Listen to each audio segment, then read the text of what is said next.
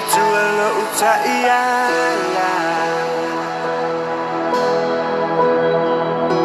e mua mua oia e leo leo I o utua atoa mauluma o whaatumu ina u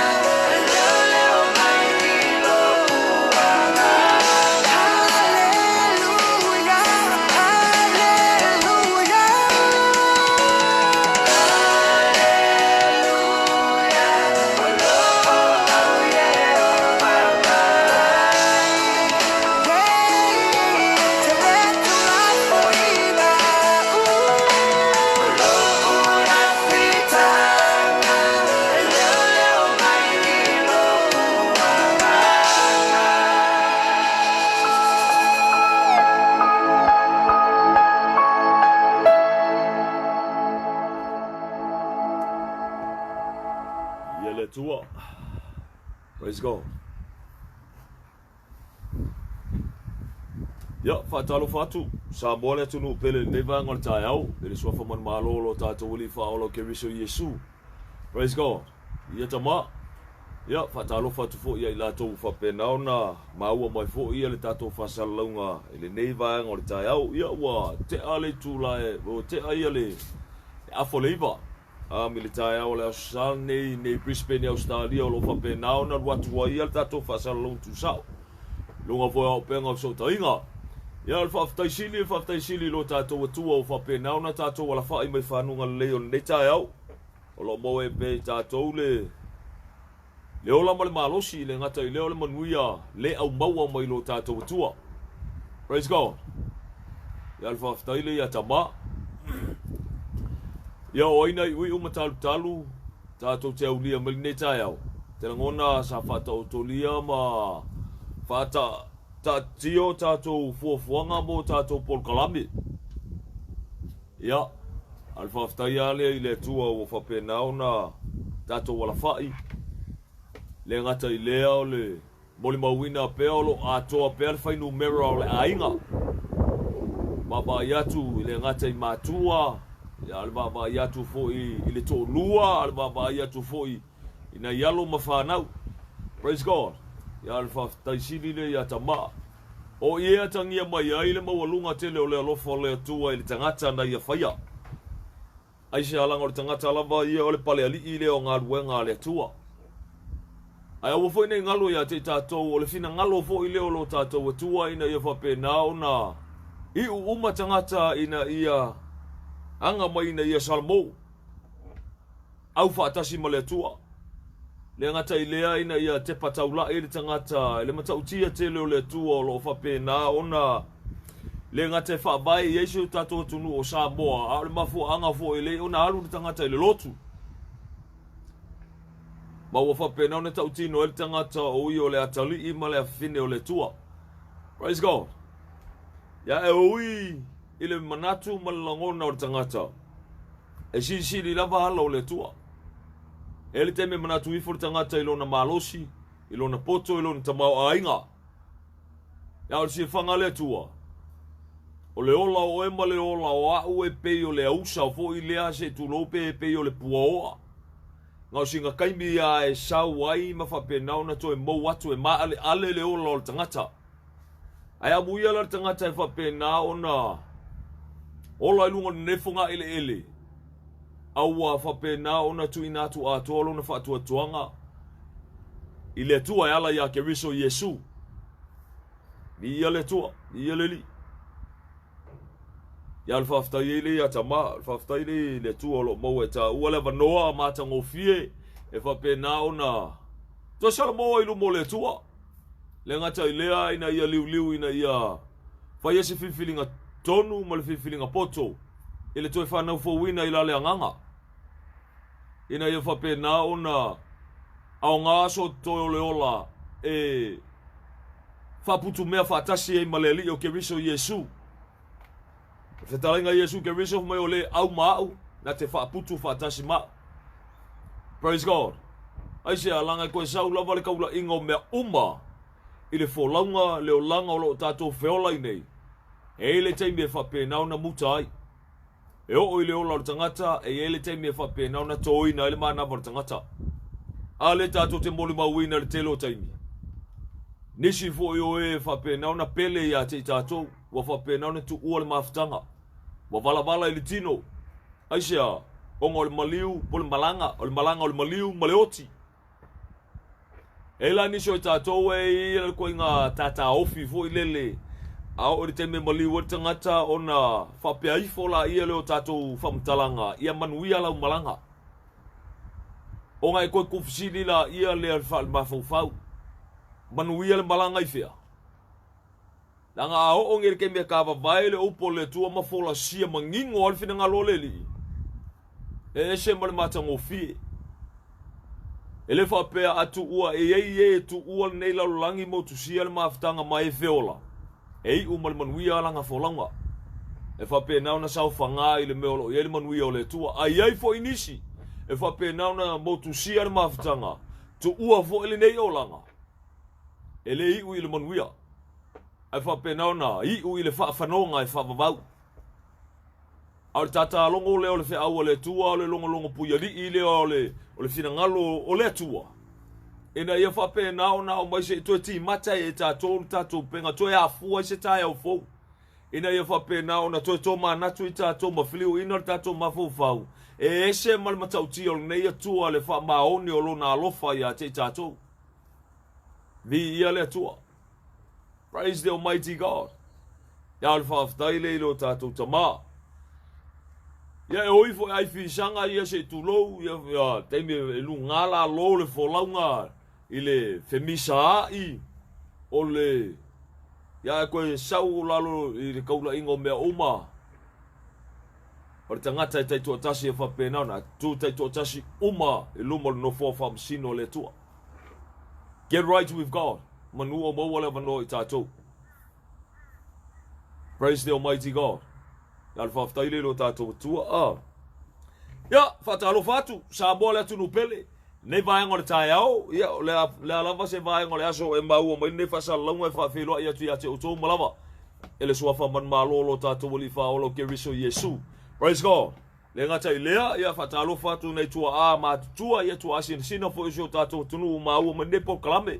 Nei ta maa matua manai tina matua whatalo whatu ia te utou malawa. Le ngata i lea ia o matua foi. Nei ta maa manai tina, ia le ngata i foi lea ia o uso matua whawhine, ia ta inane foi na ialo ma whanau. Le whangaloina foi sunga i whawhiangainga mo la tau whartua, no whaalo.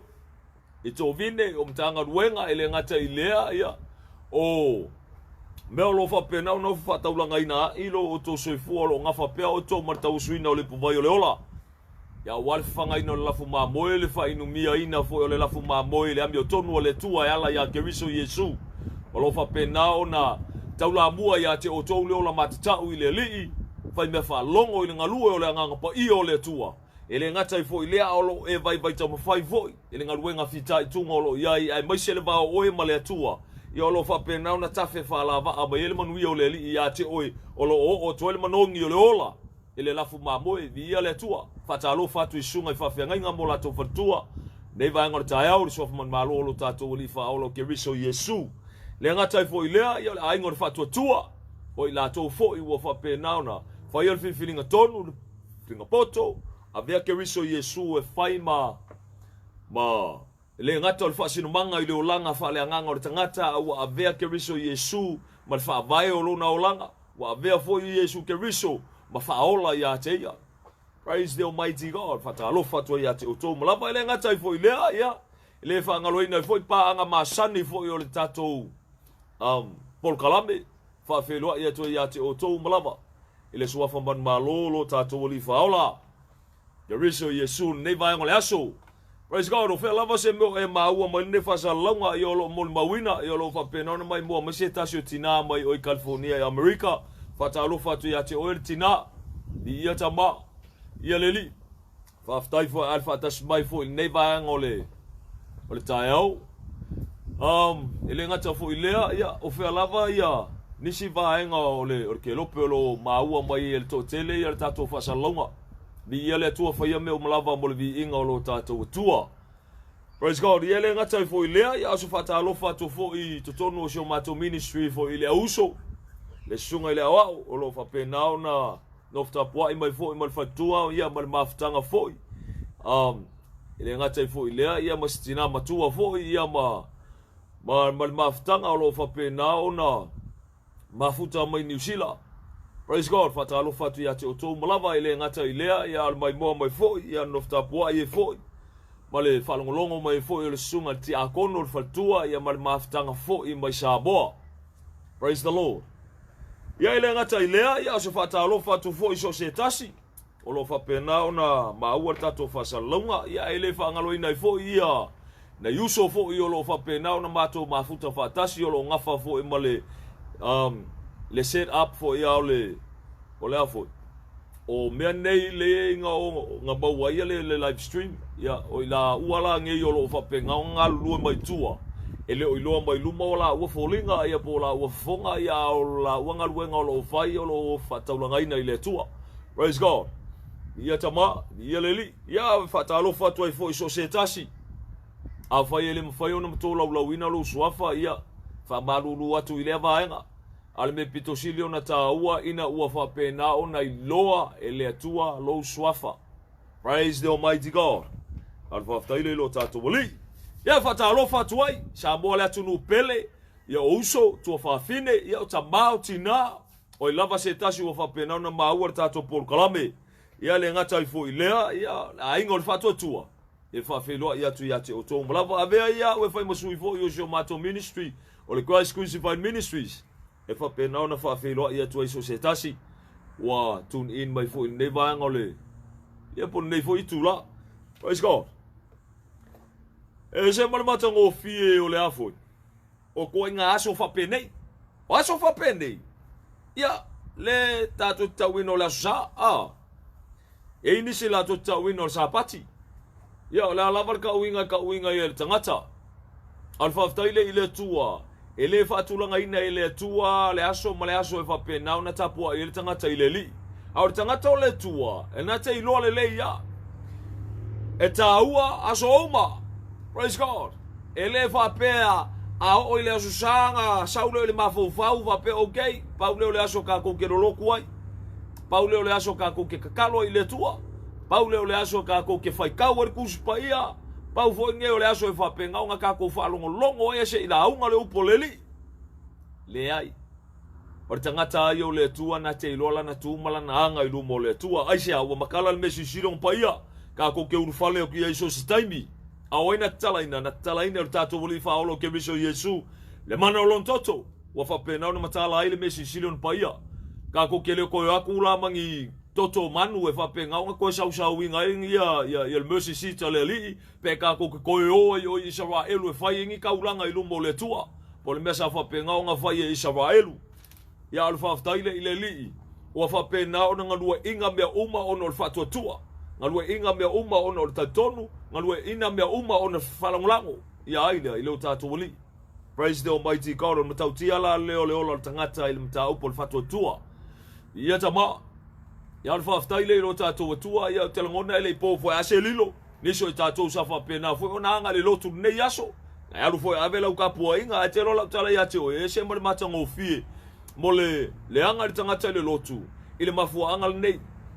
Nanga whaimbari kala le kuspa ia. Awane tu ua i le poto o le auso. Awane tu ua. A ese mare ta ua le mafuta whatasi o le auso. Praise God. Lan me leona ta ua i o le auso. Langa ua ainga onga o ke riso Yesu. Ele ainga onga le tot. Whanga le kingo mare aamo. Praise God. Langa ese le ainga le tino. Ese le ainga le fatua tua. Al mela le ese o nga makaukia. E sili aku le mafanga o le mafutanga o le tangata. Whalele, o le ainga o le fatua tua. Ngai lo kangaka o le ainga o le kingo. Ele kei mio kangaka o le ainga o le kingo e whaali mangaku ia te oe. Ko mumu whapenga o nga whaikio ia te oe. Ia o le ainga o le fatua tua. E te whatu ia. Whalele, e whapenga o nga fisosoani ia te oe. E langona ina lo loto. Le ngata i lea e koikiki. Kukusa o rua mafufau, aise alanga o leo langa o rua e whapenga o nga whaavai a ke miso Yesu. O longa makau ki ala nga. Ia o te langona o niso e tato. Nga le lotu nei aso. Ia o leo ptu saoa. Alu aku empty ia leo la whale anganga. Koe fo i mai lai empty. Sa ele nga ngauka inga fo i lele. E alu aku e maua mai esi nga mea o nga mai nga. Ia lako ele mase mea o nga o maua mai e nga. Ele whapea la lo whai ia ai mai. Ailanga, that's the reality of life. Praise God. Ile alo na itulea. Ta ua tele. Langa koe kepa kaula i ka kone mafu anga leo. Tato wo ile lotu. Lale mafu anga leo. Onga e tun ini por kalame whape nei. Ele nga kaula il por kalame ngei. Mangisio por kalame. Lale mafu anga leo. Onga ngau lotu e fifalongolongo leo po le tua. Lale me leo nga ngau ke fi asi. Le mafukanga ma le mafukanga. O le avo il mafu anga le o nganga kanga kalifalsa mo famba o le mako loku le o mako karikongunga le. Praise God. Asia langa ko sawa i lalo kaula inga o me uma lenga e folau. O lo wola fale nganga. Your spiritual life. Praise God. Langa ese la me ka ola fale anga me ka spiritual life. Ele me ka ole afo. Ole ola fale anga a maile tua. E fo me ka ole ola fale anga a maile lalangi. Ya le la ka ngo me ke se fo la fa lo ngambia. Le ai ko kilo e me ka ole spiritual a ole le kula nga ele maile tua. Ai maile li o lalangi. Le alonga iku mo me ofinga me mangeka. Le ngaka le ngao kama mo magician, mo sorcerer. O me fa penga, fa kaula iku. Ioi, ko nga me fa penga. Yo le ola fa le nganga la ngao le fa ke mongi le ngol menga. Le e kama fo i le fa ye fo mo me fo iku mo me fa penga.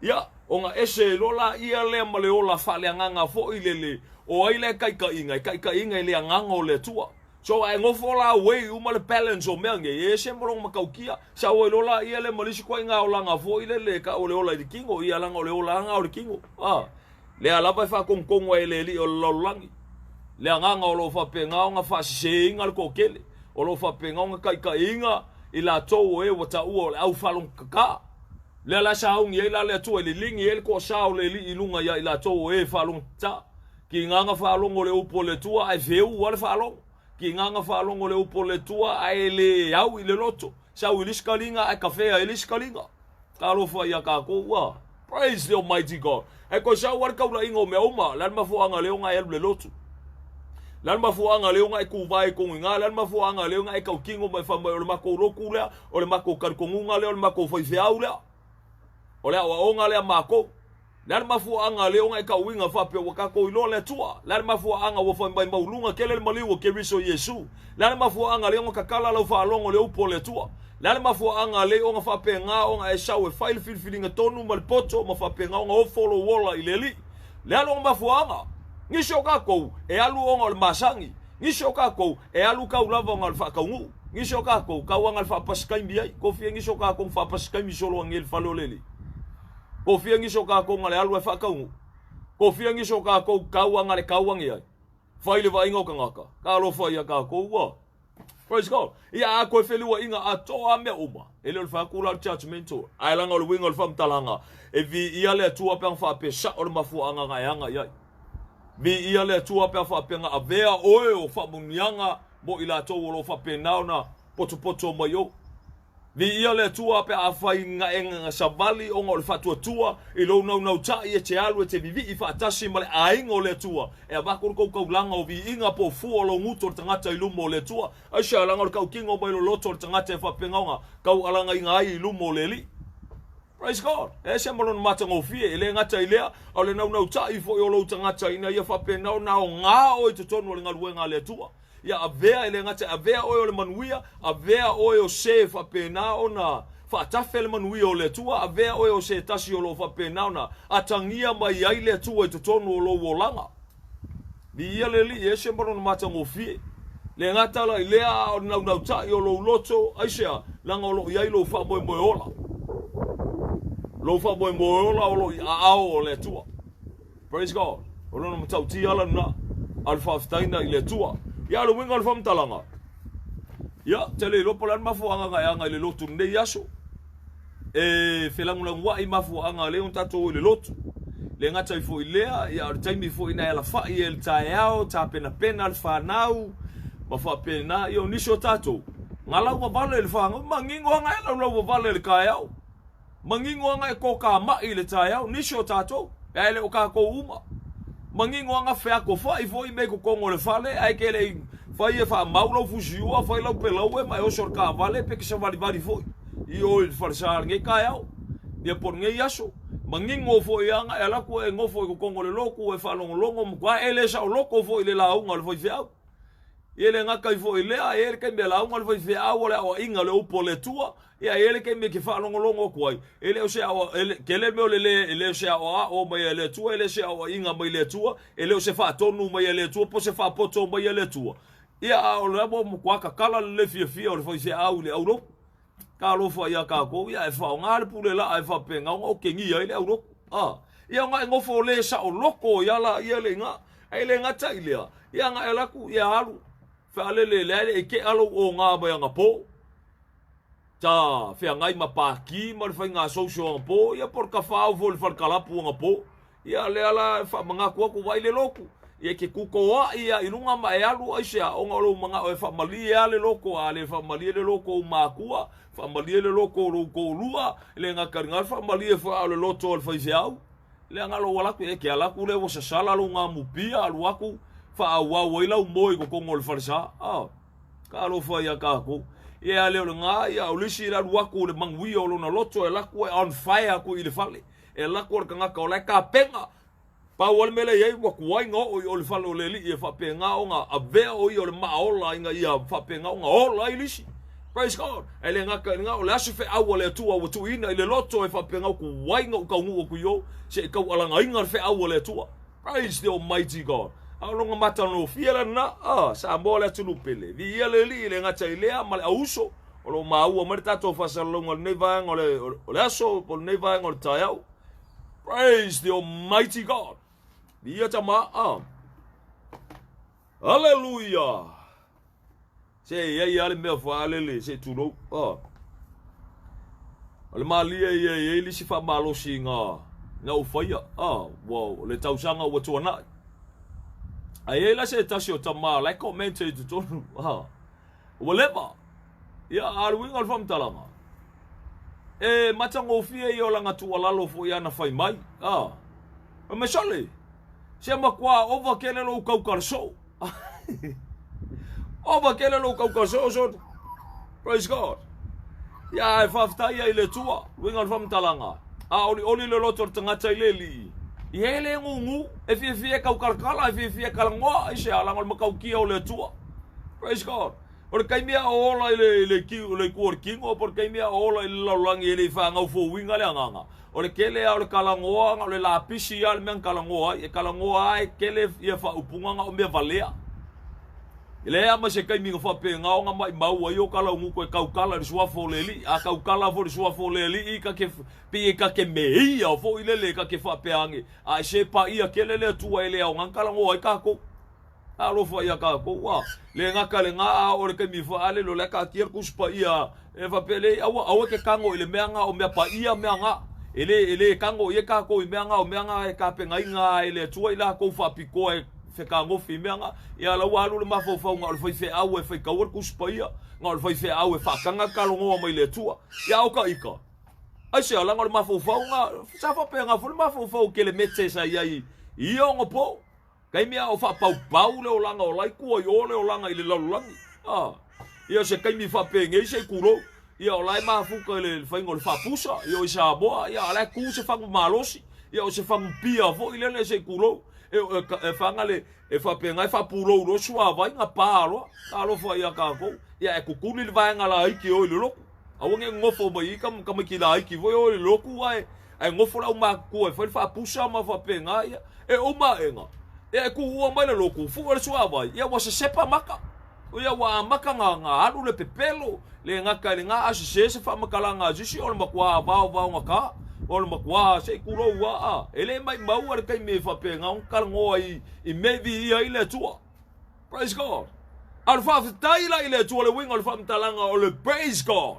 e kele fa kula praise God I me valea o le vi I o le tua ele felua inga ile tua o le olanga o le tangata le ala ua oli ele loto e fa pe nga nga fie tal noa fie fa pe nga fe kufa ia le matautia le o le tua praise the almighty God ia longa maka ngofie le ia se vanga ila ka ka alu I le tua pe alu le lotu ai le fie kala ngoi me ka le tua ai fie kala ngoi me lo langi se ka lo fo ia ka ko praise the almighty God ia fa kaile lo tatu tama ia le li o lo tati al manatu au tu mo tatu ne tayao praise the Lord. Fa male manatu au tu o nei tai ao. O le manatu o la langi. Male va ai fa le anganga. O le manatu o la langi. Male va ai fa le anganga. Praise God. Lua ko ngaka o le kala ngoa mai ai ia le manatu au tu o nei tai ao. Praise the almighty God. O le manatu o la langi. Ia male va ai o tangata fa le anganga. Ia al makau kia la le o le mea. Ao ngei umakanga kai kodua. Se kuloua. E kau foi o mai le loku. Ole a ule kalangoa la ingisho akungu. Langa loke kalangoa ka kungu nganga. E au mai sa o kongo so ka kungu sa mo ele ngaka ile o ai lava se kasi o ma war ka ko fasa longa peke fa ola inga peke le fa ola inga. Praise the Lord. O tanga to lotu o ngaka foi le se kulo o ngaka fa folinga. Ia mar ngaka lai fai mal mautino ilu mo le tua. E au so sisi le upoleli. Yo foi lo neta ngata fa penga nga au foi le upole tua. Praise the Almighty God. Ale wenga fam talanga. E o mai le loku. Ole se senga mal mafu anga le ona o le lotu. Ile ngaka ilea e el fai mai lango no ale si o awa o lo le li. Ai fai mal manatu o le si le ai wa ilo e le li ia. Se fa uta ele se senga o kau kingonga. Praise God. Aisia langa o manatu o tangata lo langi marea va ai o tangata fale nganga. Praise the Almighty God. Aisia langa makau kia lo le upole tua inga wa koe faka roko le upole li po ka vai le upole fai mai. O tangata fale nganga o makau kia lo tangata fale nganga o tangata fale nganga man malama I me al kingo. Aisia langa sa ola I le kingo. Sa fa pe ngaongo I nganga fa au I mai lo nga langa nga au I mai me al kingo. E mal malama I la I me al kingo. Le ngaka le nga ai fa pe nga ko mal malama I me fa le nganga Aisia langa wo filiwa inga lo ngola. Le wo ola fa le nganga. Praise the Almighty God. Ile alea wa koe whanga fo winga ya Keriso Yesu ma whapenga nga koe kakainga ile nganga pa I o le tua. Or ka ngaka o le tino, le kalangoa ia le upo le tua, or ka ngaka le tino.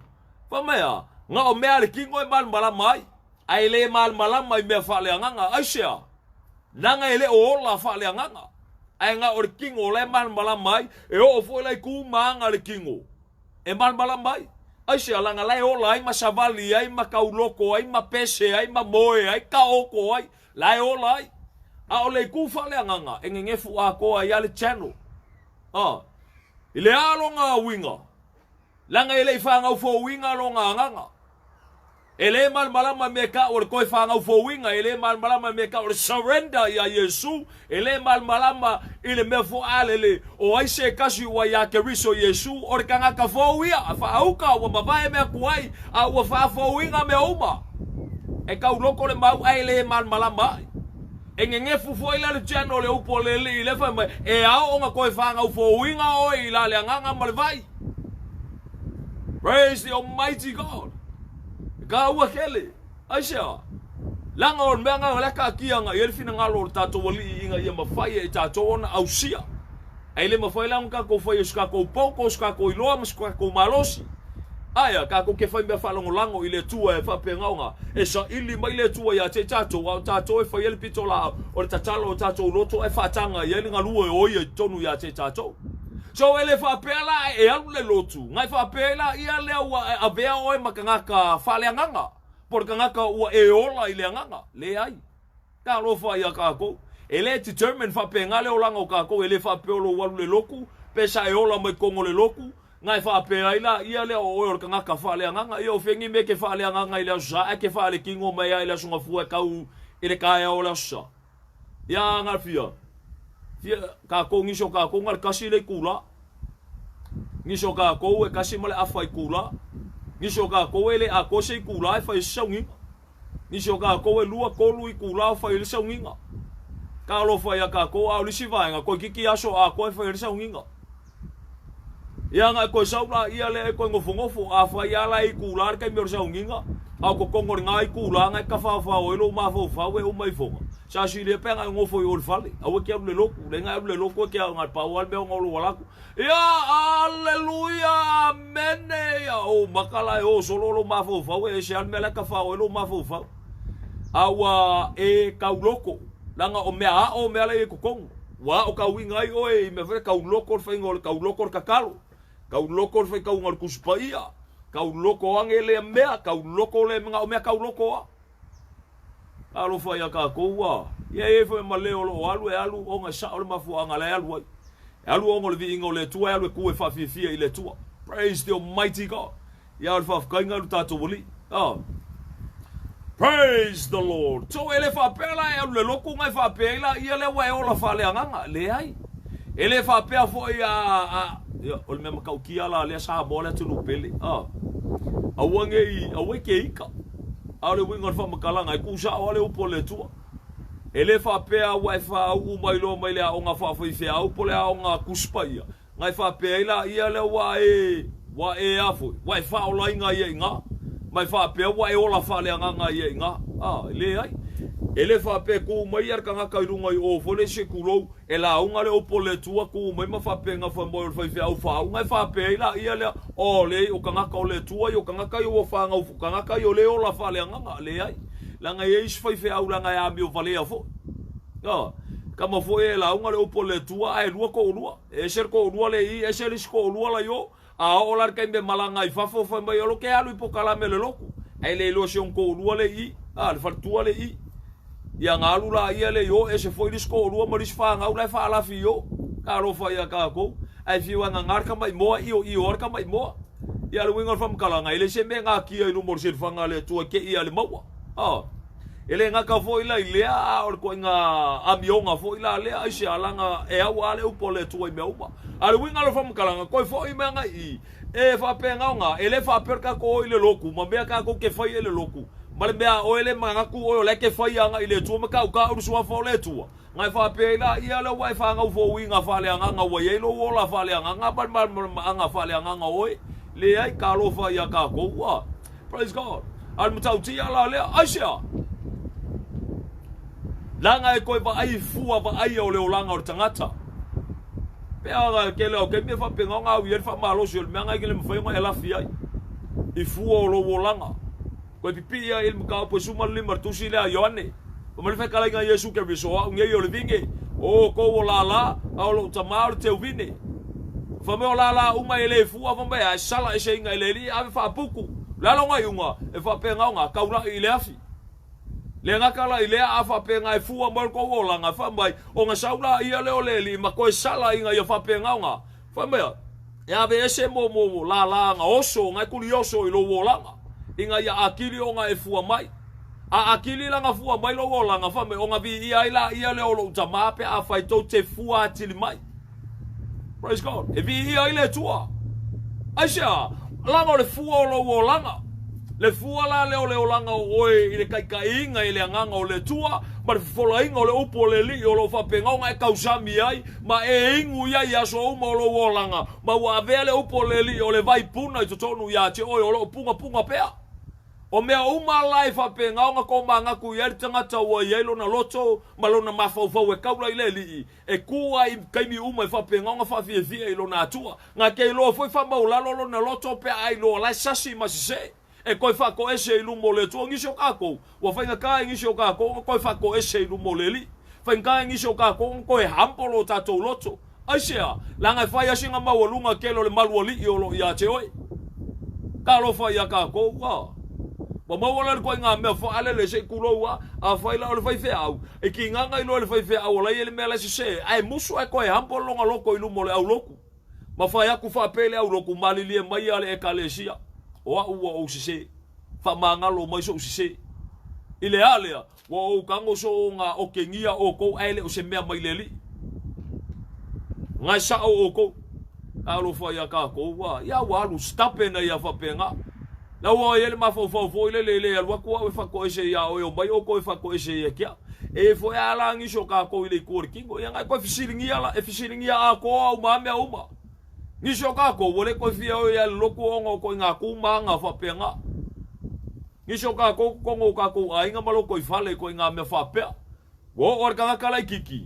wole ko ya se manga ku fo ile le longa loko e ko e lo ya nga ile va o ia mo nga uso makua ya po nga ku fa finge makua ya o manga ku nga ar ka kala kiki le o ia ko alonga loko o ia orsifi mo ko nga me fa penga ia pawal mele ele ma fo fa pe foi kalia ya oko e ki nga lo le se a wale ko e se hampolo le loto ma fa pe ia malili ma ia nga yo uso makukua ia pe nga yo ko nga nge makukua ia pe nga yo ko fa finge makukua o nge wo se fa manga lo mo so se ele nga ka foi la nga wa apius fo ele au makukua ia kulanga o le makua makirkilo le au la aiki ma fa pe angele ia fa longo mai oko ia mako e ki nga lo nga ke se Ka alofa ia kako wa. Ia awa kuli alo sao. A mol me ole le ai o se sao e konga o mea pio pio ala ia anga ka kuli alo sao.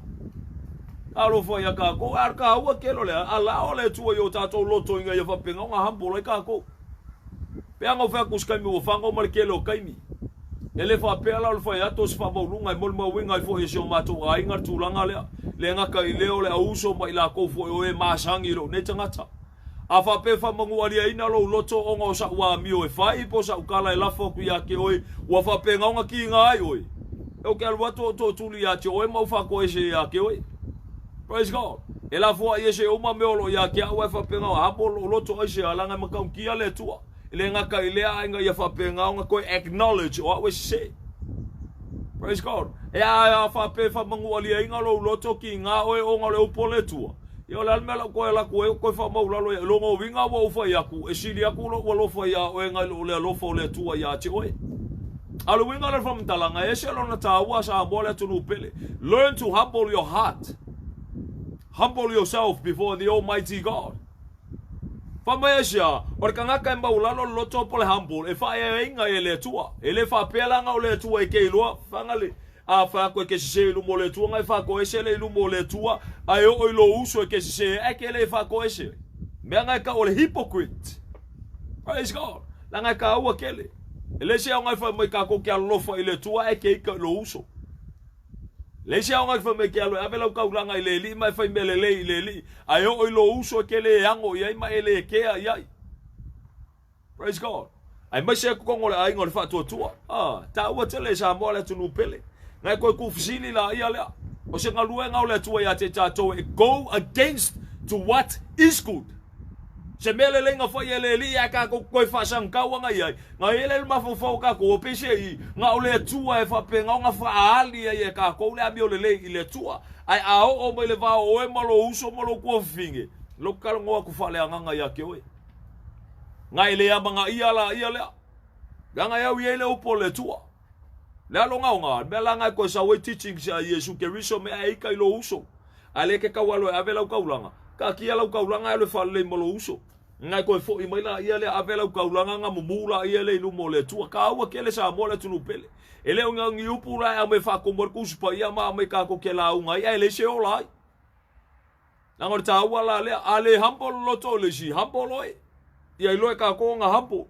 Kusala ia le apele kali yanga oi al mesili o lawa fai lau pikola au ai vai mal mongi mal fa maongi o lo loto le fa maula lo loto yanga umala ia le yanga ku ala ia le nga awala I kama fo ile le ia o ka ko o moment o le happen ile meanga fa pela ia le sol kele la ia lo fa makalanga ile ku male ku asia onga o leita ah ya uma enga ko ke pa kaula ia enga fa piso e se al mele kupu wa yang ko hampo le la kalo ko lu mo le tua ma ko fa pe fa mangalo se upu so ngalafu ah praise God al mele wa se asa ko mo we ngi si ngi yong po ai ko ke pa ka ngo ko mo so ka ko ngo sa bo ah ai ko ke pa ka ula ngi ya ka ko ke pe pese mai fa vai ka ko tunu u ile tua le nga ka ile fa mo ta to le o la tunu taliola le ngata I lea ua ka ko fai mo tatou I loa le atua.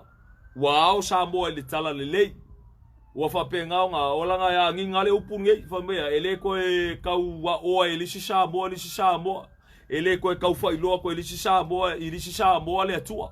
Wa I loa umma e tangata sa mo le atua. Ma fa pe nga la ko malama I tama le alo ma le anga pa ia. Wala ko I lo le mafuanga nga fio ba e Yesu ngai la lulangi. Ah, ka lo fa ia ka ko. Ele kai me ke iloa I o lo nguku. Au le loto le mamao ese mai male tua. Au fuava I o le olanga tangata. O le meanga ele mawhai o nga alo ese mai eri tangata mai lumo le li. Ka ko ke fiu foila ka ko ke lalafi ia ka ko wa mio. Aisea, langa o ar ke me fufola I le opo le tua. E ke fiu e ke lafi. E ke ia le mau oe. Ka lo fa ia ka ko. Melanga lenga reflect la le opo le tua. Eri kanga ka fale anganga. E mal malama I me alikingo ko e mal malama I me fale anganga ar kanga kartino ngar kingo e mal malama al fale anganga mo kwale mal malama ya praise the Lord o le melanga le ngaki ngala fina ngalo ngisi pe a ola nga au le opole tu e longa I ku fale anganga ia o nga viriki nga yala ia le ama a fa ngo ai ma malingi ai lo I mato le loto ma fa pe au se o ke ofo ile ngai ali yang ka ko pipi la ia le upu fo ile le fo mo yo le tua alofa o le tua nga ke fa mangalo so seisi le ia le fa ko ese o ilu mo le tua le fa mangalo o le tua ele nga ka fo ile nga ele le fa le mo lo uso mai fa ko ese ma fa pe nga fa mangalo lo uso ele fa mangalo o le tua si fa uka ia o ngar kuspai ele fa pe nga fa ko ese o ka ko ile tua ma fa pe nga bala ile tua fa mangalo ka ko ai o ilo uso nga e ka mai ka usanga le ke ai ke le fa mangalo fa mai la ia lo pole tua ele fa mangalo ele tua a faila ele fa mangalo o ele tua o le mafu angalo le fa mangalo o ka ngakale ka lo fa ya ka ko ele sao ele malo le tua pe or ke meteo ti ai ka lo fa ya ka ko wa praise the almighty God ai la ngona la ta tou le upu le ale li fa mai ia fa mangalo atu ina ia fa mangalo mai ele tua e se mono mo ka kia pipi ilo le upu le li mela nga ka or ka ngaka fa le nganga praise the almighty God langonga le upolon tama ngalula ia le ngalua inga le upolon tama aisha langal tamana te sila fiaina uma ya ia le tu o le tautala mangalan fanau praise the almighty God al faftaile lo tatu woli ya manatu au tu o ne tae o le manatu ala lalulangi male va ai fa le nganga praise God por manatu o tangata lalulangi male va ai o tangata fa le nganga Lope tau tau petolu. Olo fa pe nam ta tierta to tus faitau. Amatal faitau foi po valu se fa wina ia nam taupu. Praise the almighty God. Ya fa ftain ga ta to woli. Ya foi o ela ku spaia o karangonga ia ngawa mai maloa faitau neta yao vi ia le tua. Ya foi o nga ke kau fa longo mai po le arka ko kusi o le arka kusi fai kau fa mole. Ya ga ngal ko te pa lo screen ia e lo ku lola ia le kuole. Fale ele melo tatie fol manatu au tu mo melo tatie for tato tu si faitau lope tevilo ntau petolu al foi po valu se fangata mai le foi o po sumal valu ia pol fai wina foi nam tau praise God ia tama ia la tato wanga ele faitau wina le fion pa ia le li usi lo fa fonga le faitau wina praise the almighty God ai awana ililo ya te oto le au pele le nei me tasi e tu so ilu mo le li le aso e tasi ma tau sanga e afe o le afe fo yo tau sanga e tu sa ma le aso e tasi e le fa tu ai mai le li le me ana fola ina mai fa pe o le manatu a istangata i le fa tu ai peitai ua ono sai mai lava o ia ia te tatou ona ua le fina ngalo ia fano se tasi ai o uma lava i le salmo ai saule aso le li e peio se ngao i le po e mawai ese ina ai le langi ma le ngongolo tele e te a ese ai foi o mea na faiai ina ua mu o le lalo langi foi mga luenga o iai e sunu ina lava o le nei o le a te a ese nei mea uma pefa pefea la o tou a mio e te tau wai i le a mio le lei ma le a mio atua o lo fatatali ma nau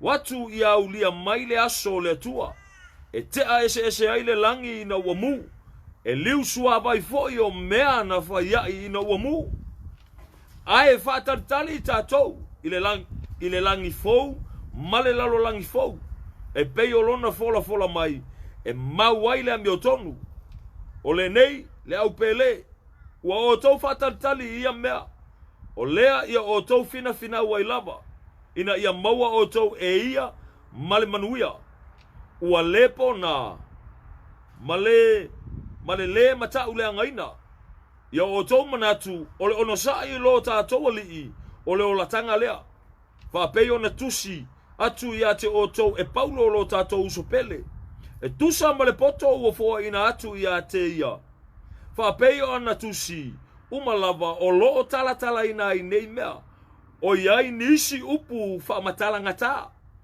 wa fa awinga ese ina e tangata ele ia o ina ma ua le fa tu mawina fa pe o isi tusi foi e o ai lo la tou lava malaya o le nei le au pele ia o tou fa e tete ia te o tou a wawa moa i loa e o tou Ne tai e se ina o tau ili se o e fa le tau pulea. Tau te pā uai mea sa o tau tu mawai. A ia tutupu o tau ili alofa tu noa. Ma le poto i a lo tātou alii o lo tātou whaola lea o Yesu Keriso. Ia te ia le vi inga i ona ponei, ma i o ili whawa vaulava. Amene. Praise God. Pamunuia le tua i o tātou loto ina wafa penau na tātou whaitawina. Lana fionga pa ia. Praise God. Tātou anga ilumbo le tua se talo. Si tia tātou whatuatua ia la whapenau na whaaleoina tātou talo ilumbo le li. Tamale li whaftaitele mo lau upu mātou whaitawina. Fo i matu maule vi inga ia te oi. Ngalue mai ale mana o lau fio le li i o mātou loto. Le ngata i lea le mafau fliu ina le mo lau fio. Sau wina i mātou le mana o lau toto le li i. Lone le ngata i lea mai alau wha umamana i lunga ia te mātou. Mawhai e mātou le li i na tala le mātou whalonga i whatanga ringa lue ai o lau fio te tonu ia te mātou. Wana o oe e te sila fia ina i mātou. Wana o oe e mawhai o na suia i mātou. Wana o oe mawhai o na taita ina i mātou i salmo. Wana o oe le li e mawhai o na whawhina wa i o mātou loto. Ina ia te patau la ia te oe lo mātou atua. Help us to get right with you, Lord. Praise the Almighty God. Le ngata i lea sala i se ina lo mātou o langa tuai o lo iai. Aia taita ina i mātou le whatofu le li e le ngata i lea. Au te toi whaea ina i mātou i lunga. Whapupulo o mātou mata whaleanganga. Praise God. Whai o emesi sili lo mātou atua ia te mātou. Ia o ngā aso toi lo mātou wola mo lau fio. E li whaunga mamana o lau fio i lunga ia i mātou uma. Taita i o ea nganga paia.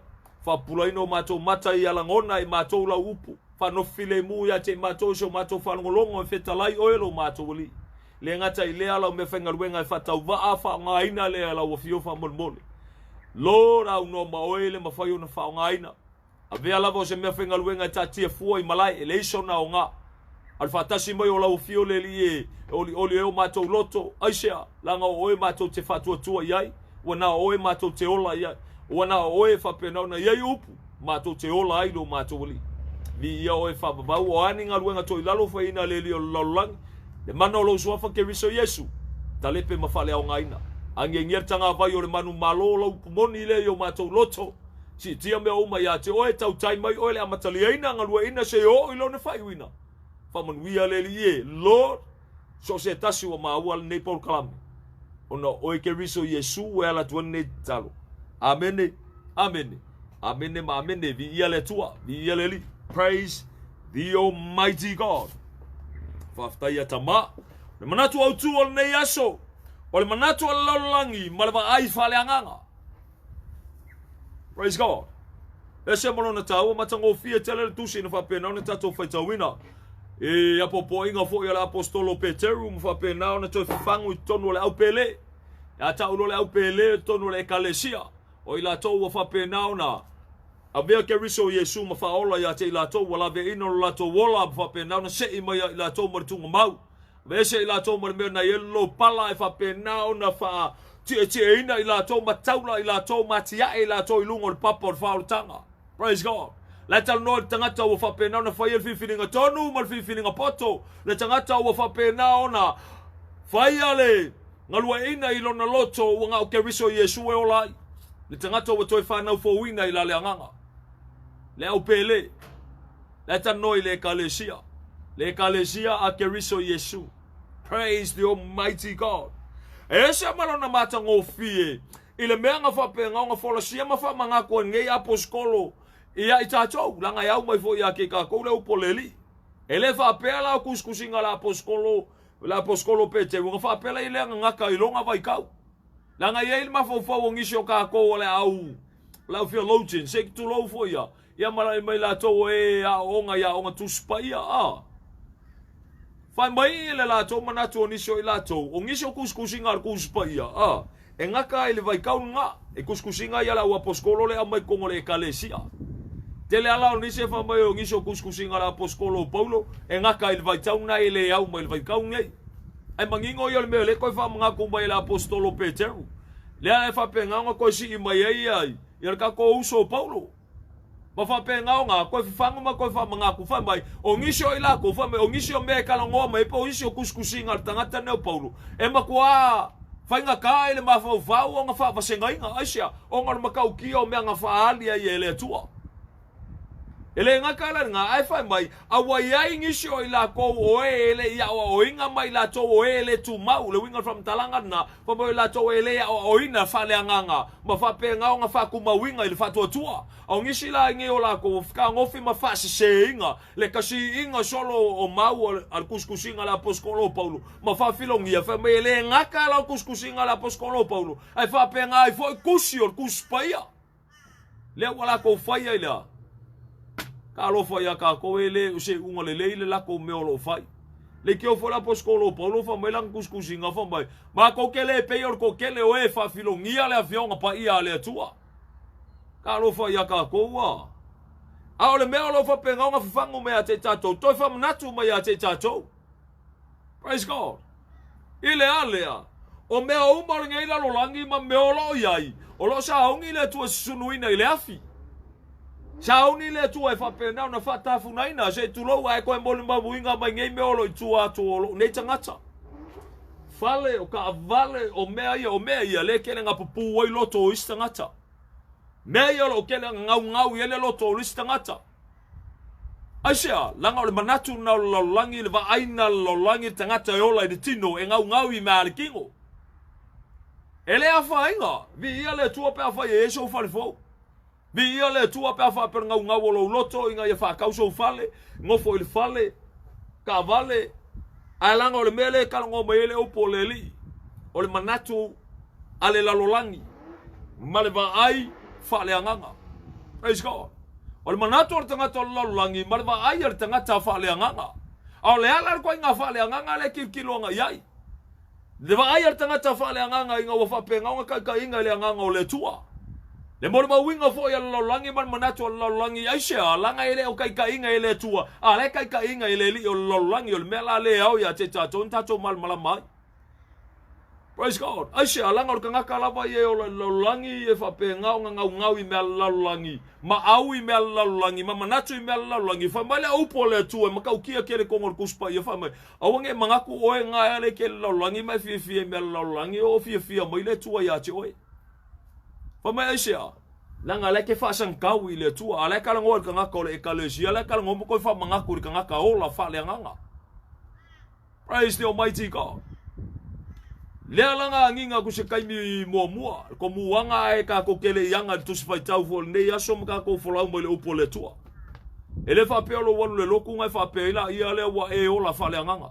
le ai ka lo fa ya ka ko wa praise the almighty God e ngi se fa pe nganga o le loku yo fa ngi se wo fa pe nganga la ko fa mai mala ku ka kingo yo la ko la ba opu fa mai wala ko kalia ke biso Yesu ala la vai fi me la langi a o mengi o lo fa pe nganga fa mai le upo le li o le asa ungi le li e fa pe nganga susungu inga le kele o mengi praise God o le la langi le kala ngo la langi kuai nga fa pe nganga fa o makia inga ile lolo o le vai ile vai kai me ngo ka lo fa ya ka ko ile ka ko mo ma winga mai ko fia afe ma fe o ka nga yai anga ko valua ka fa sa o inga ile tua au le ka vai nga me ka ole au fa ka nga le li e fa pe nga praise God le ko fa ke pa ka ula e ka ko ai ke lo se fa le au ke le al me nga ka ki e nga mo ka ko le ka ko ke fe ola ke mi ngi fa mai la yelo le upo le li inga wa ko sila le tua ma ko va ile tua ma ko au mai le ka ulanga nga ile tua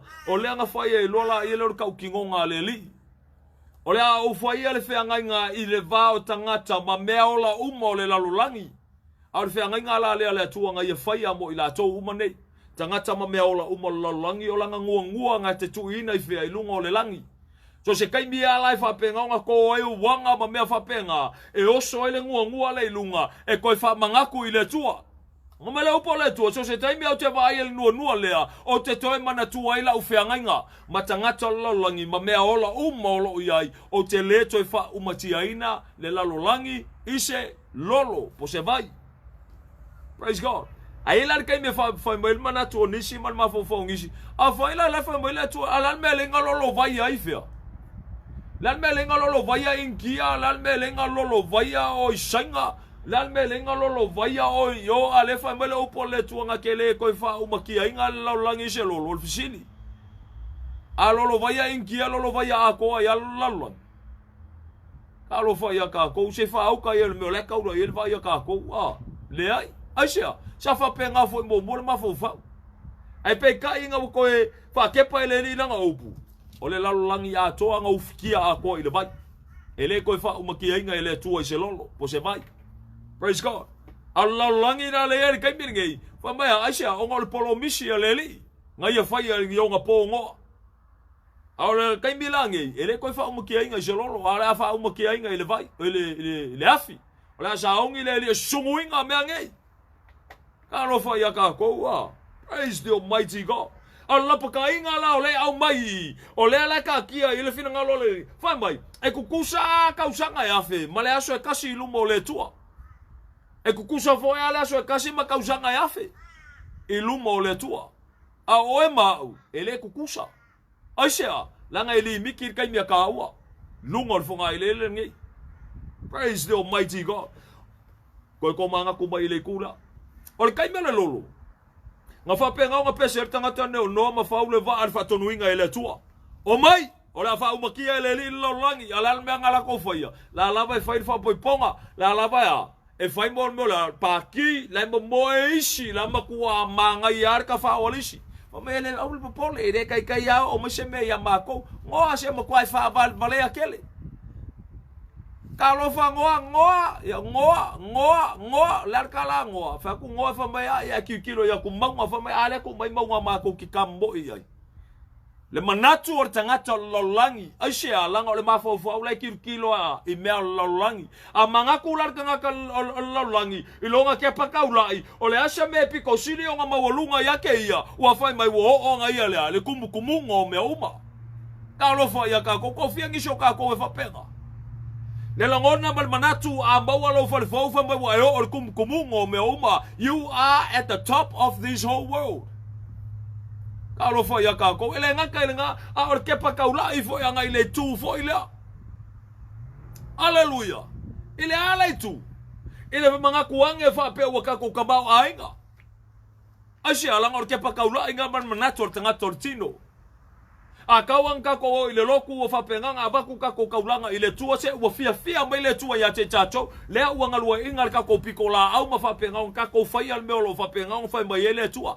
abaku kaulanga I wa kako uska yang e ol fa kongunga fai fia au se langa o suiva ai ole tua ma mea ya I le kako ke fai mal mangako kako o mea nge ole fia mai ile tua o manatu na o tangata Alofa ya kako ole manatu na lolangi a fa ya kako ke o ile loku wa fia mai le tua ya kako a fa ya kako ke foa ile loku wa fia mai le tua ya ke kako a fa ya kako ko anga ave me al fai wa fia mai le tua ya kako a fa ya ka wanga su ar kako kuspa ya makako makamakai wa fia mai le tua ya kako a ka wanga kako fa longolongo po kala me fa penge wa fia mai le tua ya kako ole ma fa mal mangaku ngal lolangi ngakol lolangi Kalo fa ya kako.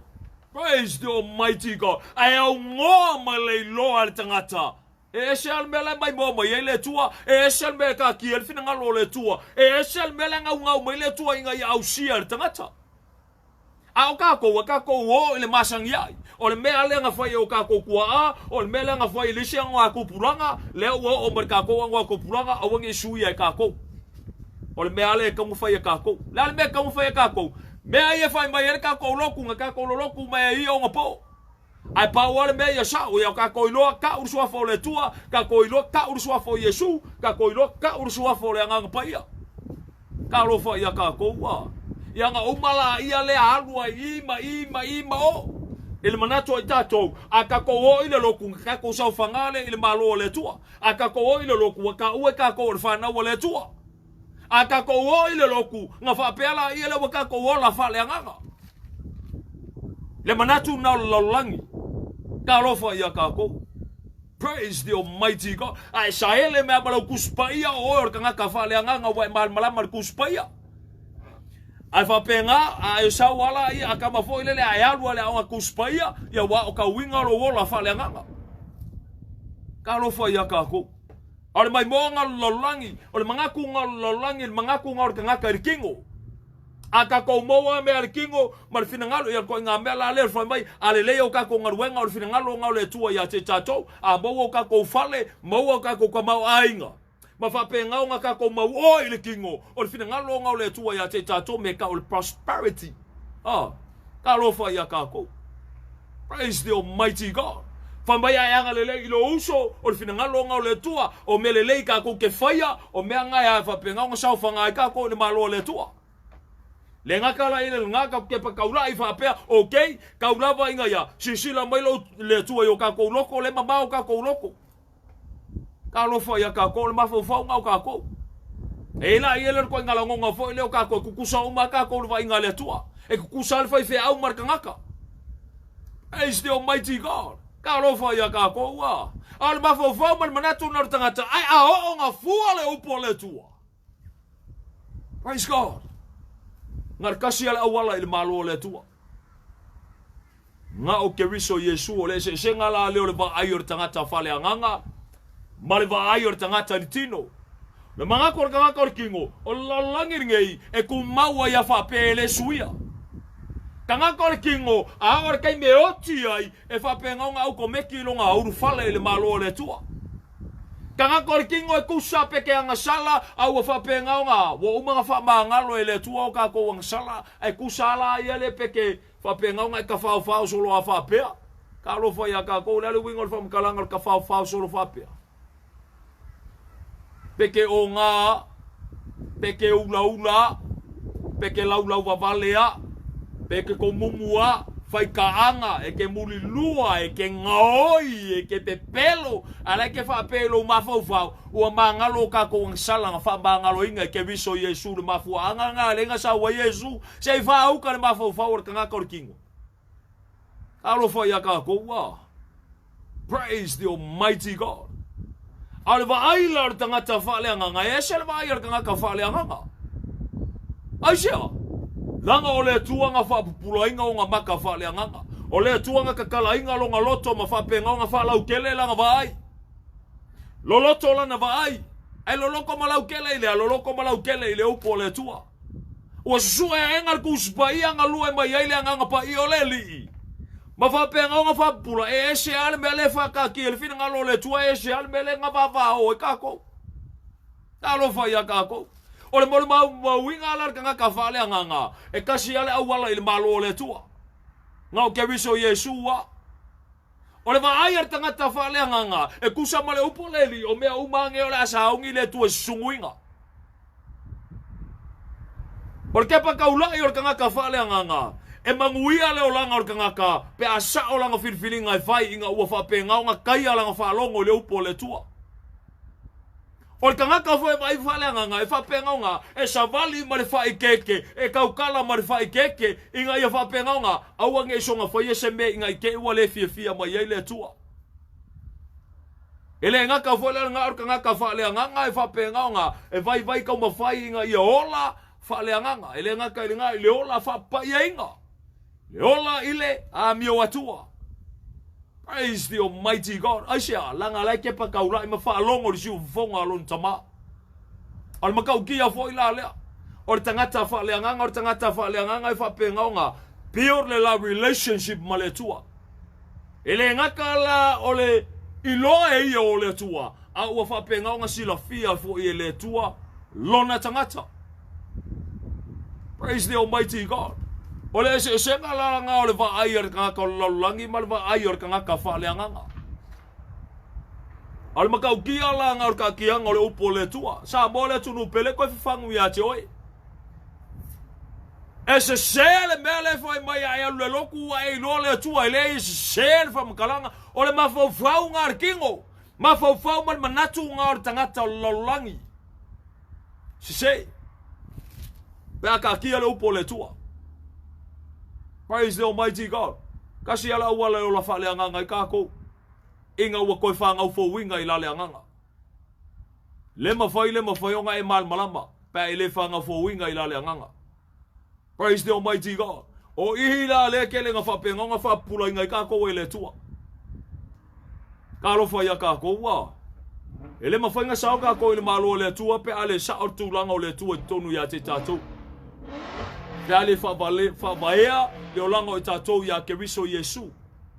Praise God. Ele sao ka ko ile malo le tua. Ka rofa ia ka ko. O mea uma e fua ile o langa o tātou. E fua uma ele upo le tua.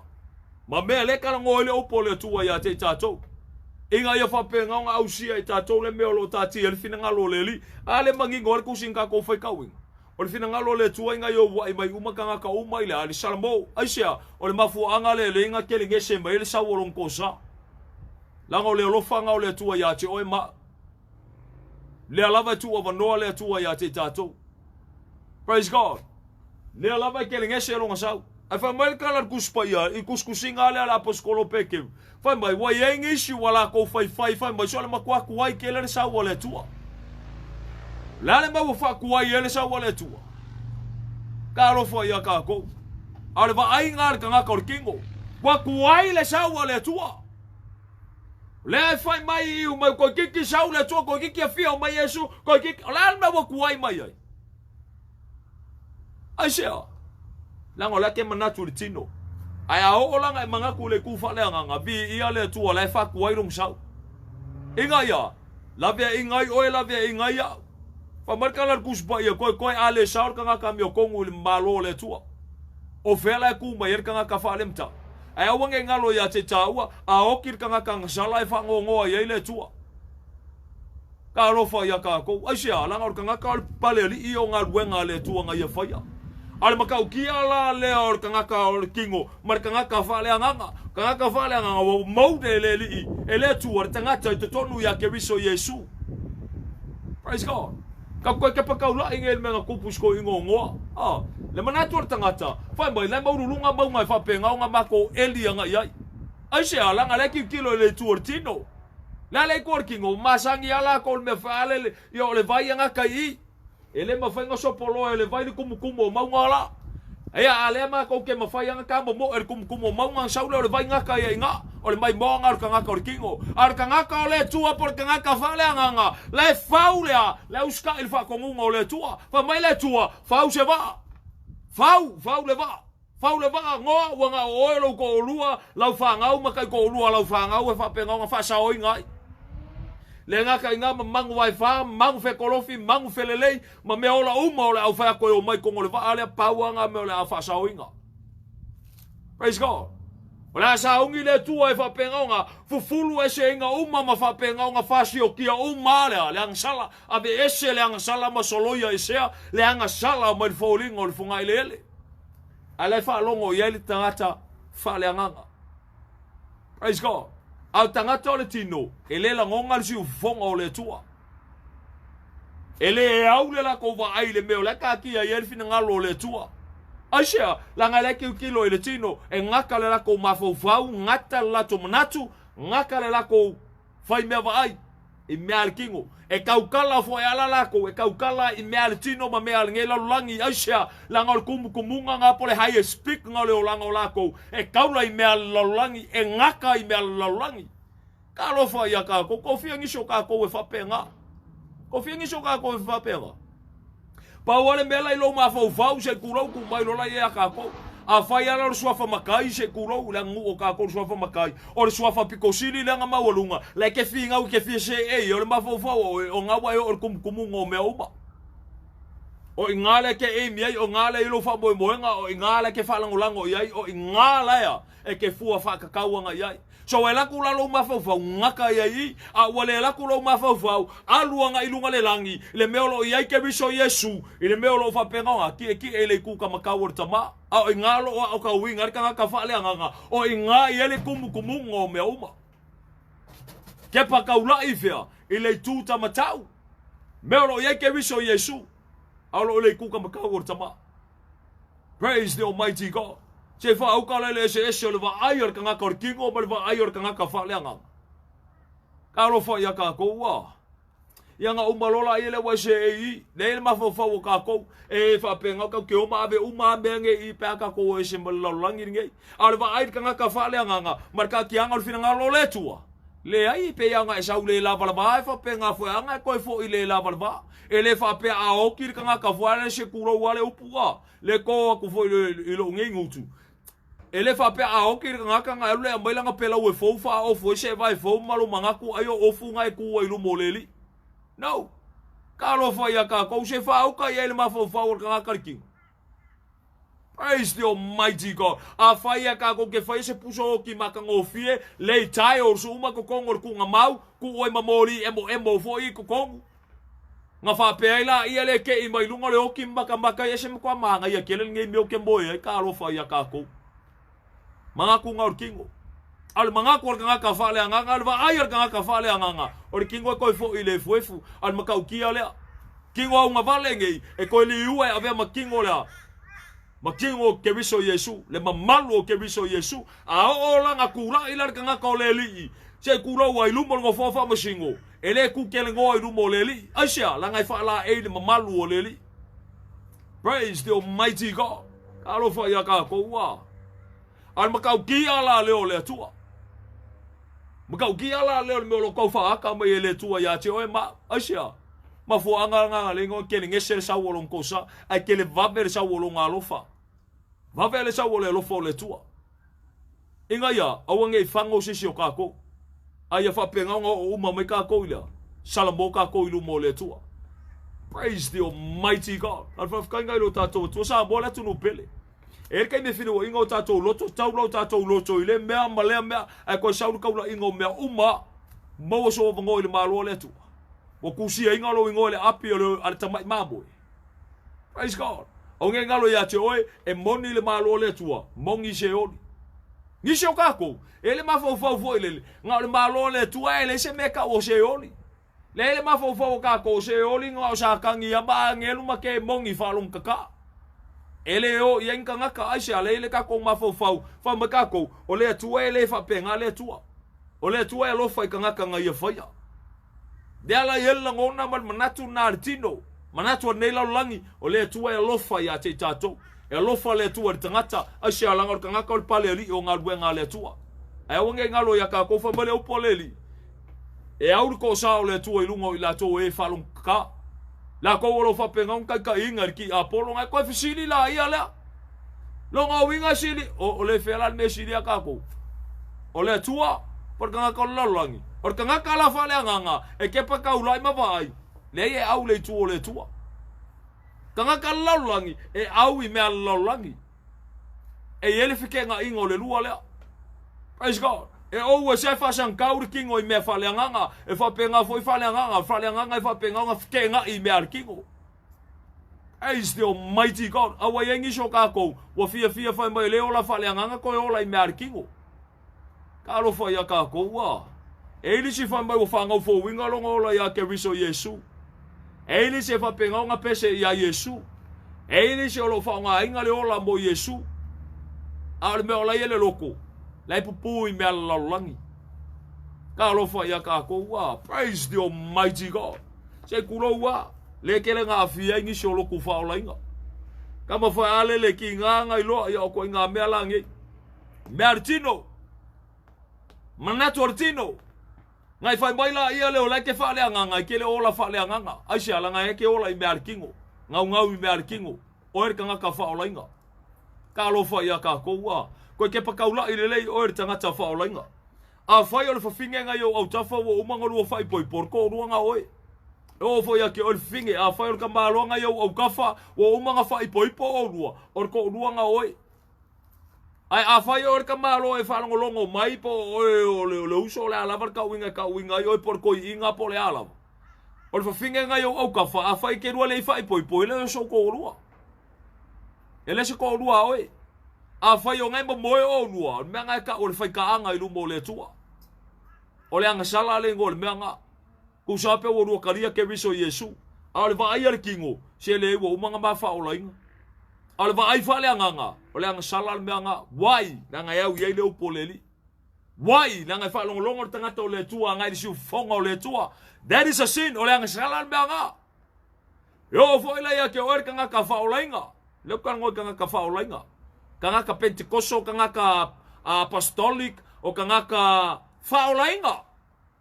Ka alofa ia kako. Kako ia fai mai ua wha o lainga. Evangelical mai la kou manga. Praise the Almighty God. A fai o leke lua ngongofo ma se kamaikai po se alii foi. E ke lua le whapai e inga.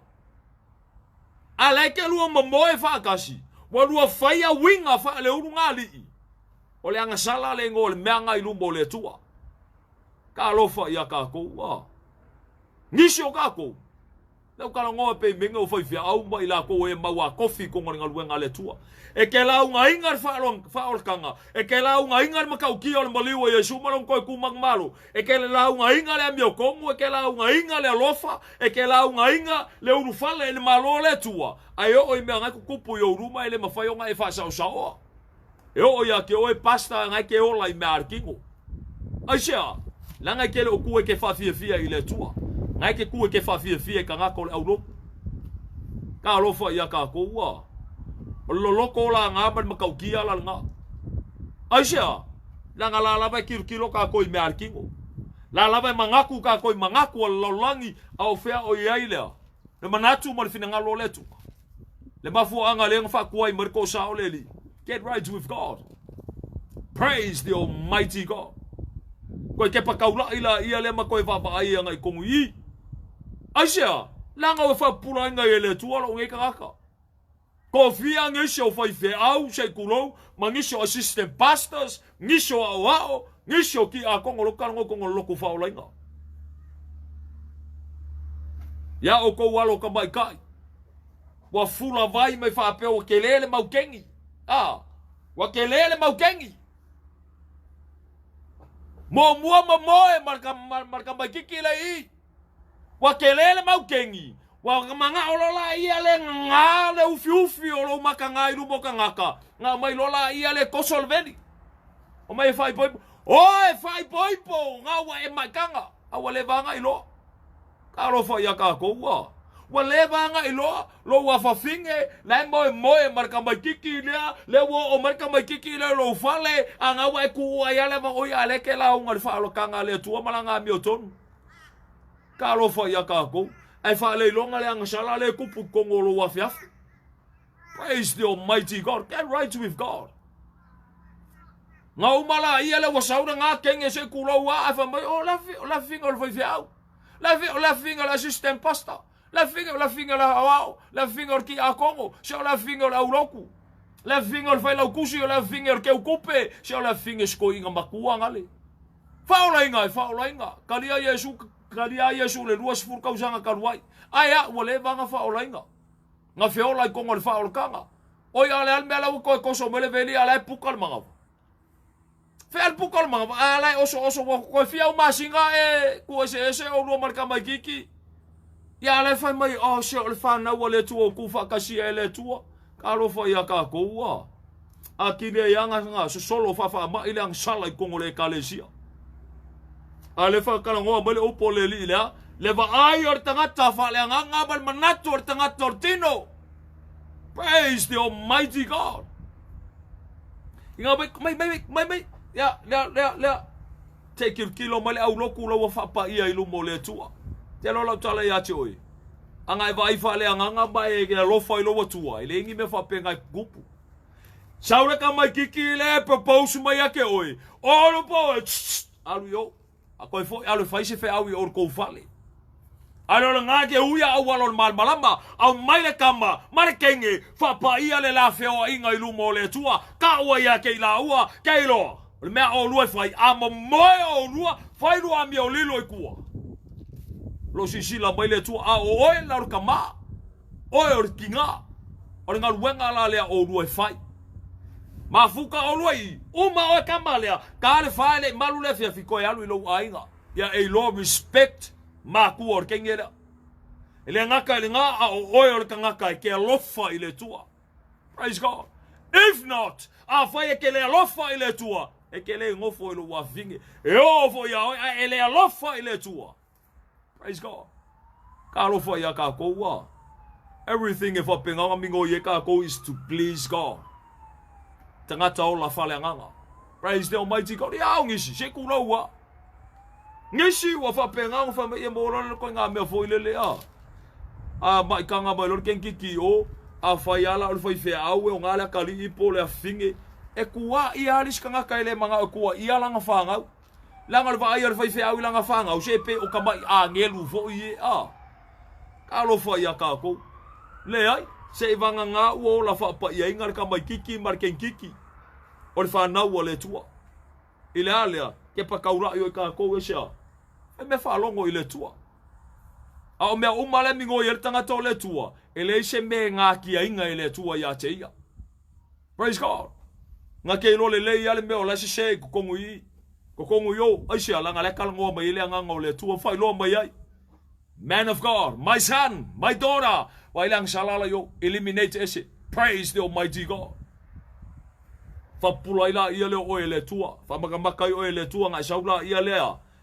nga lua la nga ngole tua e resolve le fa fika uli la wa ko puso o me fa penga ko ngole kalesia ka lo fa ya ka ko ongisi se kulo wa ele ifa ipo ai fa nga lu ngortin pepe se lu ngortin ala fa ka nga ka lo fa ya ka ko ngisi o nga ka lu ngortin se kulo wa ele ifa o lainga ale ke kau alanga di fa orkanga la ke pese le salmo lu moleli ngai ke pese ka o le manor toto Yesu a fa le vi inga kukulo fonga pasta system pasta ki a kongo wa o lu moyo ale anga sala ilu mole tua lengu ka lo fa ya ka ko wa praise the almighty God ya ka ma vo ya me langa o ngal wenga ngal fa fi awe fai le ai ele ngo so ngal wenga fa fi awe fai ole ngaluenga so skangaka ya lofa ile tua praise God ai lo le mese o lai fai o oe ke ku ilungo kangaka o le tua me fai aku pasta a fai o ka waso maka le anga sala le kupu kongui le fai lo me le tua le anga sala me le kupu kongui ka lo fai ka ko bela le anga ile le fa le anga ngau nguku a o lo loto le ke mangaku I markingo langa le moment ke ka uele sao o ke mi fo inga ka apel fo abang singa o le o kanga ko la ko ainga ya e ko ngofo nga o inga aisha langa pa wal menga ke after ke le after le nga ngor kanga ka ale ke after le ile kanga or kanga ka ngai ke lo fa langa kupe ke lo fa langa wallet mo le purse la ko ka lo fa ya ka ko e ke lo nga yo la tu nga ya sao fa nga de malo le tu Alofa yakako. Praise the almighty God. Get right with God. Praise God. Ale mai moala tangata fa le nganga. Le va ai or tangata fa le nganga. Le kangaka kongeki nga ile li mar kangaka fa me fa longo le ngalua lo na tua. Ele ngaka lo na tua, lo na matai, lo na tama. Praise God. E tun ina nga ile fa longo kongeki nga ile lang fa longo. Aisha, langa kuwe mga fa fia ilo na tua. Ele nga ka nga ola fo ye vai ka mafai o ye ola ilu moleli. Aso tutoi, ile ola fa pa yaina, ma le ola ila le amio atua. Praise God. Ko fia ngiso ka ko se kulo wa ko fia ngiso ka ko le loku. Ai afa ya kulo ola fa pa yainga ma le ola fa le nganga ma le ola ila le amio atua. Ai a amwe. Kama fo ila le lo manatu la le ortino. Ele askanga ka mio kongu ila lo larnge. Le ngaka ngai le aska ngaka ko ila lo larnge le aska ngaka sao ai lu mole tua ka lo fa ya ka ko se fa au kai ma fa fa nga lolangi le manatu artino manatu lolangi le aska ngaka mi o kongu ila lo larnge ai fa mai alfi nga lo le tua fa mai al mal malamo le tua fa mai al manatu le tua mai alfi nga lo le tua. Praise the almighty God. E tawa me to wina o le mana o le totolo wal pele to tasi. E fa toto ina o to wal pele to tasi. Praise God. O te sanctifying o to pe a fai ko ke nga wa I mai a tia. Pe a fai ko ke fa mo lalo ko ke salamo ma ko o mai a tia o ke apa ku malavea I a te o to. Fa e a te o to. Tawa me to wina o to ko ke ngofo kupu fa kasi mo wal pele ko kasi. Praise the almighty God. On manatu na ole tua, fina ngalo nga ole tua, lunga la ilea, salmo, mafapenga nga sau nga wai nga ia laka ile tua, ko fia ngiso ka ko ke pakaula I fapenga. Ela nga linga la fo ka ko le manatu ele ska ka mio kongu le ska ka ko ai sia la nga le puro roko I markingo. La nga la fo la upu, au la fang pia la fa malulu ko ngol pusa isa. E la fo la upu, a la pe paskale ki la ngai ko ngola wako. E la fo la upu, ala ke ma fo fa ulisi au kenge la yo, a lo ko lu ala fenga luanga. E la fo la upu, o lea, ta okosko inga yo fan mai, ala ngali si kamalo e kuar ko umkuka. Ka lo fo ya ka ko, e la fo la upu, ai fa penga, fa kwa umangenga e la ulo vale ko yo. E la fo la upu nga e ke lenga ngau e ke su e le upo le tua, ai se alanga o kanga korkingo. E ke ola ke fa fia i me arkingo. O mangaku fo e ke fo yanga o mangaku orkingo. A o mea ngai fango oi. Mea ngai fa kafe ai oi. Mea ngai ke le au ma e urfale e le malo le tua. Praise the Almighty God. Ko e ke pakaulai. I fale o ka vale ma mea o lo fa pengau nga. Pupu iai loko o ngisi o le au kirisiango. Ka lo fo ia ka kou. E nis kirisiango e fa mai se ka ua kele fai o ka kou fale. Fa kau so fale moku. Ngofo so fale moku. Alu e fai so fale moku. Se a maua le fale moku. Maua fia fianga ngei. Vi ia le tua. E fauka ia le upu. A maua mea ngei. Vi ia le tua ka lofa ia ka kou. Ele vi ia le tua ngi me ke fa sili lo loko. Ai fa alonga fa asfuru le tua ia choe. Ele vi ia le tua. Fa mele upo le tua. Mea ngai ka ole ifo i kupua. Wai a kua i lo fale. Wai a kua i lo ka vale. Wai a kua i lo ko lua. Wai a kua i lo fanga. Wai a kua i lo ka lengi. Wai a kua i lo ka lengi. Ka lofa ia ka kou. Wai a kua i le kupe. Wai a kua i lo whanwhenga luenga. Wo i lo pule. Wai a kua i lo pule. Praise the Almighty God. Alfisili. O vi ia i le tua. Ele vi ia i le tua. Ai se alanga whamele upa le tua. Ele ifo i kupua le ngol mea nga. O mai leu pole li ai fasili lo ka mama lo ki ngai lo loko ele se vangole li mai maunga kaimi. It's a waste of time. Praise the Almighty God. Alfa fkaile lo tato tua. Pese ale upole tua. Ko I marfe awole li. Au de mafofo ka ko ke pakaula I ka ko. Filo inga tato. Praise the Almighty God. Hallelujah. Praise the Lord. Wo vanga ngau o loto I Martino. Ia ngai kalangoa mai lola I ele anga o mea wharkingoa. Ia le mori mawinga le kuspa I e mangingoa mea arkingo. Wha malau mai lo mea arkingo wha mai le mea mangisho vaenga nga po conditions nga e sao ai oi le malo o le tua. Praise God. Au le alofa mongi nga o le tua ia ti oi mausa mo le tunu pele. A le kako ke whai mo wha vais kako kungu I le tua. Ka alofa ia kako ua.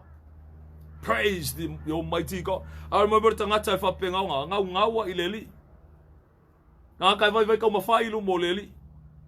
A sasi, koe kuilunga, whakoe se I le tua koe kamoe.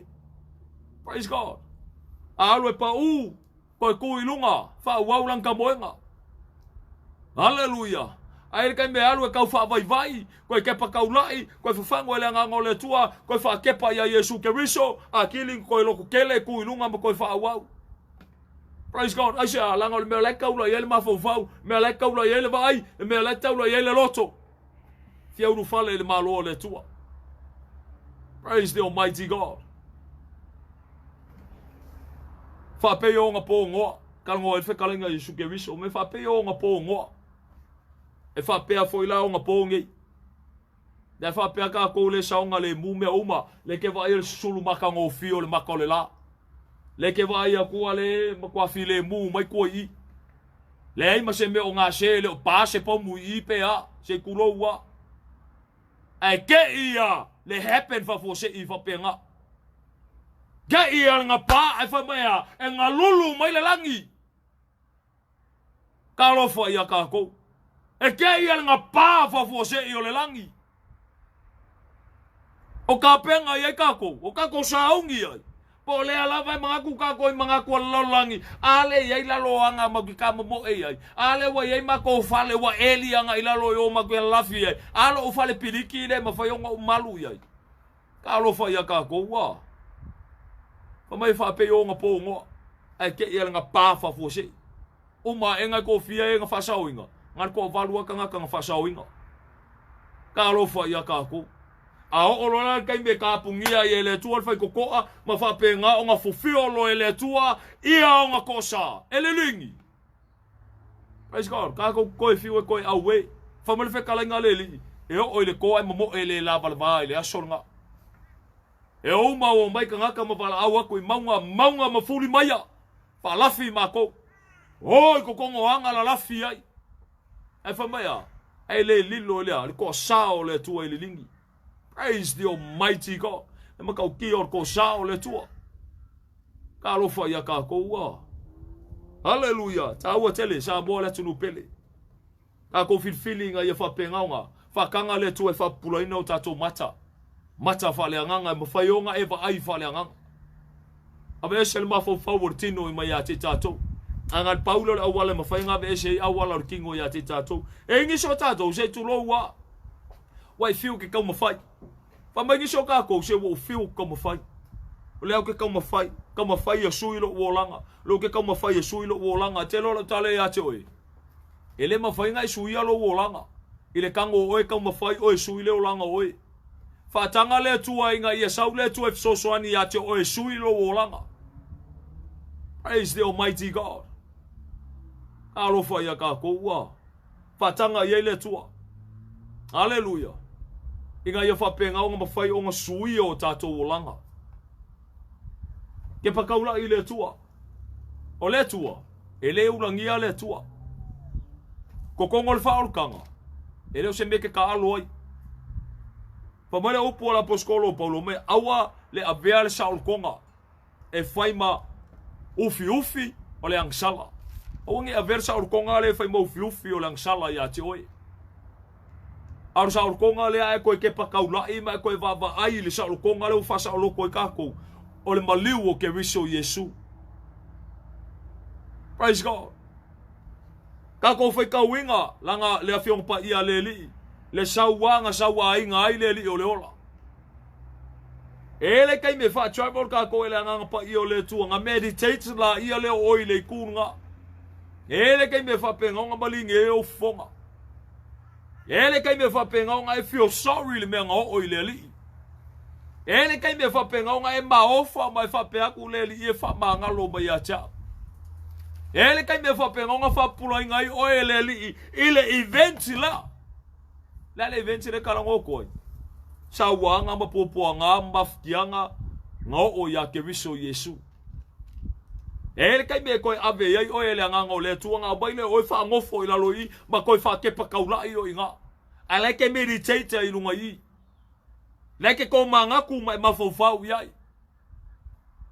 Makau kia kele mai ma ofo le lofo le tua i tangata. Aisha. Nga ia firfiri alo nga alo pele ko kasi nga kuua le mamalu. Mafapenga nga fio mai oia i le ala e whakau waa kele le awala. Au pale li o nga luenga le tua or kangaka nga ia whaia. Te whaauka ele makau kia or nga ia tua. Praise the Almighty God. O le mga ko lofa nga o le tua di kangaka. Ai ko sawa i lalo le firfiri nga tangata e whai. Al faftaile ile tua lo fa penga ka walanga inga ile tua lo na finangalo male mawalunga tele lo na lo fa inga ya aule upo le tua aule manatu le tua aule finangalo le tua tonu ya te oi ma inga ya mafainga fili wa ina o ta loto male mafofau ma fa penga nga ko kuka o ma ko fili taua o ami o nga le tino ke pipi ai ma akili e o nga kafea ma ule lo ma ka waso ai. O ke fili e fa penga nga usau le tua lo ia le tua inga ia fa puloinga o maka fale nga ma fa mai mo le tua o le kamau a inga ma sosia o lo ia cheia ma fa penga nga ma ul fale lo nga manguia alo fa ia ka ko ese ka be fa penga nga ku ka ko e ku ka ko i lunga ka ula inga nga ala ma fa penga nga fa iska ko fili nga. Praise God. Ese kai me olo langa se tu lo e fa penga sa unge ka fa se feelinga fo ile pe ka fa se fa unga. Ese kai me fa penga nga ngofola ile mai ko mangaku o nga e ma fo faula ile marto. Ase alanga o feelinga o la fa o se mea makaukia e ma fa nga ave o me mangui ai o e malo ainga o e fa penga nga asasi lo fa unga e fa penga nga. E fa ngoinga ko ya o e malo ainga. Ele kai me fa penga ko manga ko e ka ko se kulo wa le cortino ele tem me la fa penga no poto lo ia ainga se tulo pe ma fo fa ainga lo kalngo ko ka ko angu ma fo fa ainga la fa penga nga fa ngofo o ele suafa ka u o le ainga pe whapenga ngā mai oe whase ei oi I ngā ia whapenga ngā avea oe masa o le ainga. Ai le ila fola upu, e ke ngofo le ila lo mai ko mangaku. E ke lua karangoa maru tō lua se tulou. Ma sio ko lua, le ngā karinga a mai sia whangam ko karangoa la ia lea. Le fina ngalo le ainga o le au mai. A oe ke apopua I sio ko lua ma sia whangau, e ki whalongolongo foi au le asa whaukuanga o lo tō lua o le avatu ia te oe. Ngai ngofo la ia le ilalo mai ko e kirukilo e longa lau kele le loko o le mea o le ao o nga iai. O le arko inga awala o le whaia o le afo I le iunga o le ao o ielo ko urua malau whangau. A o le afo le consequences o lo ka kia mai o. O aangi whawhika auli o lo whapengao ngā ka kia mai o e mawhai e o lua e oe malau ko urua malau whangau o ngā ea maunga ngei pēa o le keime whapengao o ngā makua luka le kaipo le a whapengao ngā makua makau kia le o ngā honga o le mea o le ao o ngā iai. A o mea uma ngā e whapengao ngā o mai lo mawhauwhau. E ke ngofo la oe mai ko mangaku ngā e whapela I aile a vea lau whai unga. Praise God. A o ila e ke soa lau puleinga ma lau tō lua e ke whaku sio ko lua e mawhain ka whaia. Ai whamele lango o lau ko lua lau ke iai I e whauwhau kua ia ke oe e mawhai o ngā ka whaia. Ngau mala ia ngā mai le o lau whangau poko mai siau whangau ngai karangola ia le siau whangau o oe maru ko lua a oe o lo whaia I lo whangau okay o le mea le o whapeo le ao o ngā iai ka kou ainga. Au ke mga o ia te o tōle whanau inga I whapengau ngā lango sua mai a tiau e whakasi e markou ki ngā e lango sua mai a kiau I le whai unga o le a o whaia. Inga I o whapea aisia langa o mai le a inga o le a whapengau ngā wakur kou ka maa e whangofo I le ngaka I ngā por kou ki ngā e whangofo I. Praise the Almighty God. Ngau mala ia lea o mea la nge hao ngā mulmuli e tātou mulmuli kako inga I whaia kako le au wala inga I whapengau ngā mingo I e pe kako le melo I ele manguia. Sa aungi ka penga kako ele kai me whapengau ngā ko whakauka o mai ele wha. Ele kai me o la whapengau ngā malu ai le kai. Ele kai me o la whapengau ngā kako a ea maunga ifo I mangu. Praise the Almighty God. Ai ngā wa umalonga soa lau pula inga. O ngā sau rola ia le malafo aku ai rola ia le o lau whai unga I whai. A whai lau le whai mai lau ainga. Ka kou kele ma whaia. O oe la ngā koe ke pakaula inga. Koe whai aku leo ina ainga. Sorry. E ke enga. E le ma whai ngā uwhaia. Oa. Whai mai lau ko olua ma lau whangau. Yes. La ma ko support aku ia ke oe. Lango sua, o le ale mea o le ao iai, ka kou ke o se ainga. Ngā rura I le whai, okay. Le ala ukari ianga, le manga onga o sio ka kou ainga. Whape ngalonga I kūwhale anganga. Praise the Almighty God. Ele kai me whape ngalonga, au mai whina ngalo le tua, ka akia ma whafola whina ngalo le tua ia te oi. Au a whapenga fo ngai whalongolongo mai moa I mea arkingo por ngei lalulangi wa uma o ngā whapenga o ngā anginga oi le makauki o lalulangi ma le lasi o lo iai ma le maka ngofi o lalulangi ngai ngofola ia lea e kuma e koe whaili whiriwhiringa. Praise God. E te lola tala ia te oi sa mole tunu pele o le whai unga le kingo e whai e ma whainga ko o le ainga I lumai o luma o le tua e kukukai ko kasi I lumo le tua. E le mawhainga e alu mau ule lima o lo ko rua mala whangau. E le mawhainga e alu mau ule lima o lo ka maa, lo ki ngā, lo uso po lo ko whinge. Kukai ko kasi umma I lumo le tua. A le whai unga lai sau, a le whai unga ngā oe whai. A e ko mangaku lai lo ko rua mala whanau. Praise the Almighty God. Hallelujah. Wanga lua le tua ia te oe ma whapengao ngā ke pakaula I ma whape aku. Se kulou. Ken meke o I. Tau I ke mangui ai. Le ngaka ngā oe. A whape mulmuli mai maloko o lua malau whangau. E whapengao mangui a le oko.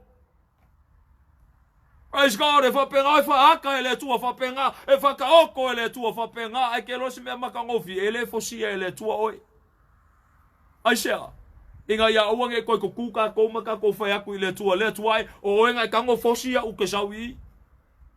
Ai ku aku I le loko mali o oe le loko whaikali o oe I lau filinga. Your own free will. Praise God. Whakaoko la ia leo whinangalo le tua. Whinangalo leo le tua ia salmo masau. Aisea conditions ngā le tua. Salmo masau. Alu I le tua u kele whai ke sau ia kia. Alu I le tua. Praise the Almighty God. Oa. Kenga. Alu.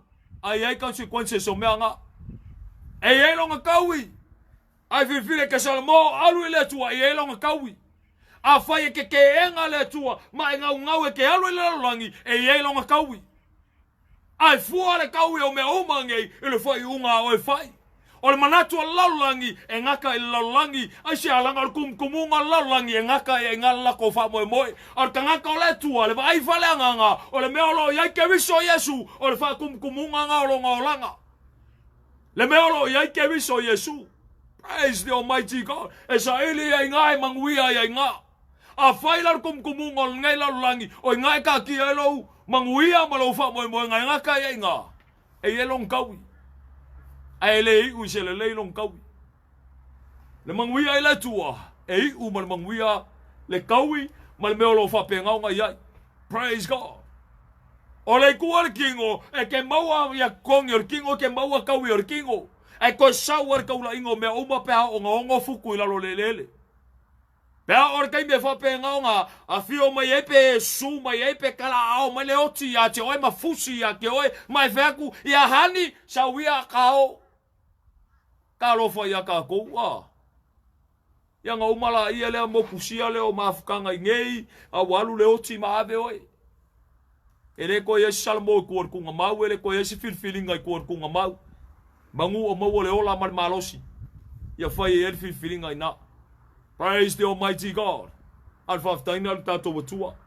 Malo polelian manatu autu ne yaso se ole la lolangi ai por kanga ole mangaku ai ole lolangi. Ngau ai me lolangi. Au me lolangi la saungi le fa penga nga fa umakiainga. Soloia se fa penga la kafi e se inga le ang sala mai lunga lolangi. Ma fa penga nga fu fiola ia le pikola awale tua e o usakangi. Au mai la tikewiso mai perfecta pelo. Ma fa penga nga kaula ile le pafi fa va. Ala tikewiso mal perfecta pelo. Ele yor kai me ku la ko fenga malo se fa au kai. Ka lo fa ya ka ko awala wele ilonga yunga. Wa uma kusia inga le afionga pa ia le tua. Le yunga sakangi uma la sala wa uma laulonga yunga. Praise the Almighty God. Le amio leanga wa uma lau le tua longa yunga. Kaka fa longa wa uma lau le tua longa yunga. Le pepelo wa lau le tua longa yunga. Le kaka bulilua wa lau le tua longa yunga. Le fa finge wa lau le tua longa yunga. O le kai malele spen wa lau le tua longa yunga. Ka lo fa ya ka ko. Ma mo le fai fe au pelo wa lau le tua longa yunga. Kanga ka ola kingo wa lau le tua longa yunga. Kanga ka onga wa lau le tua longa yunga. Ka lo fa ya ka ko wa. Praise the Almighty God. Le kanga ka mi tonu wa umanga lau le tua longa yunga. Le kanga ka mi tua wa umanga lau le tua longa yunga. Le kanga ka wa fa ngau fo winga ya Kristo Yesu wa umanga lau winga le tua longa yunga.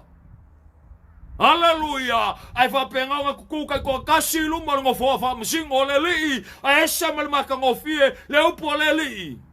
O ele o nga le le mal fa maongi. E ulu fale mai o ele le oli mal fie o lo wali. A o e ngar kanga ka mi ole anga. O e ngar kanga ka fa lonka. Praise God. Makau kia kele upo le li. A o e ngai fa ile mi ole anga. Alwa ku ia o ele me o ile li va wongifo. Le meo lo kau fai ele kau fai kangi a we. Alu aku le meo lo ele fa fangonga e fa vau. Ka lo fai a kako. E la fua i kongo le meo lo ele perfecta pelo meo lo ele antikeriso. Ka lo fai a kako wa. A fa mele upo le linka ko fai kawinga. O tato lo fa penana fa tu mawina. Ko mawi e nga. Awange aveka ko nganga ka fa ngo fie ma fa ngo fa senga tato ma fa pe nganga ko pa u e se mai ai mar fa totua ku mau leli. Praise God. O tanga ta fa laina o tanga to le tua ku mau leli piama leli ko vai leli ka lo fa ya ka ko. Praise the Almighty God. Ese mal matango fie ke lo yer ke me fa penga fa ka ko fro peka nga o so ka ko kungu e upu makango fie o so ka ko kungu kai pe va upu fo e ko ya fu se ka ya fo e ko fu nga ile mungiao. Praise God. E ya se kulo wa pe le faiva yu ko le vao ele mungiao ele kai me fo le kulu ngol ki a sa un e fa se un alu pe fo ile a ko inga po kamali Ngā le la kou ngā whaiva ngā iau ka mani. E whapengau ngā saungi na e seu le lupe. E lar kei me whapea. E fiu lai kuku. Ngā le sau alu. Ngā koe whiku ngā ila ia le mungiau. Ka lo whai a ka kou. A le koe whiku ngā inga. E le sau lupe e maua. Praise the Almighty God. E o foi lai kai pe o le whaiva le ngā kai whale. E le kai me whapengau ngā. Au mai a mo le upenga. Ia le upenga le laibili hura. E whapengau ngā. Abe whangoka. Le upenga o la kai me o le upenga le o bai lo le upenga la fo i la lo la au asia la ngai fa penga nga la ve pe iki ai la pisi le nga kai nga o la samia le upenga o le nga ruanga ngai fai e fa penga nga kala e au kala le upenga ka lo fa ya ka ko nga bai le upenga kau fa le ma fa langu le ma ve ese le la pisi o lo yai ma va ai po ye se ma sa le upenga e ko fongo fa le upenga ka lo fa ya ka ko e koe ki maka le upenga awa se lo mga imo akayao awa se ayo le fiafi awa se ayo akayao ya au mai rola fo la longa ya so mai la uso ka la ko la upenga ya wale ai ko ai praise the Almighty God ka lo fo ya ka ko wa vi ya le tua e se malonga maka ngo fie sa mo le tunu pele au le fina ngalo le tua e page fa penga inga ia fa aka mole everyday living o tatou inga ia fa ngofia mal malama ka ko le melo ka ki elo fingalo ale maka uki o le loko le finangalo le tua ele ma fai onga masu su inga i tatou praise God ka lo fa ya tatou praise the Almighty God ke pa kaula ile me mangui ai oi ke mangui ai lo to lua malau fa na ko fa mna tu ya te o sa mo le tunu pele a fai onga ke lu ngofo nge ma se kuloua ele i fai poipo o lua i lumoleli. A fai ele i ka ua koe sisi ake oi. Le kou fai fe au i ake oi. Le la koe fangu i ake oi. O le anga sala mea o lua ngai fai. Pe a fai ele i ka ua koe si fai fe au i ake oi. Ia o lua uma ko lua. Kusa po la wa alu e kama ngofo o lo fale alu kenge ngofo o fale ai fe kawi o lua le ma keki ru o puku le lua kama i hotel fo le ngalu mo e la ia le nga. Pese i ele o lo mai o lua ka ka u nga lo ya o lua la ya kirisi fanga le tua ka lo fa ya ka ko a o lua o mo ka ka lo loku a fai o lua fa ia o ngal manga ku fo ile o lua fo ile le ya vi ia le tua pe a fai ele o ka u ko sisi ya o lua le fa peso le makele i lo ale ono so o lua loko fo mai makele i lo le la fa manga ku ya ke o lua o le mea o lua ngai fai o le fai ka anga e anga sala i lumo le tua. It is a sin i lumo le li. O le anga sala li ngol meanga. E le wha peala a whai ka anga. Nga wha peala ia le mawalunga le whai ka anga le pepelo. Le ai e kukusa uma. E o whai a ole ke pepelo.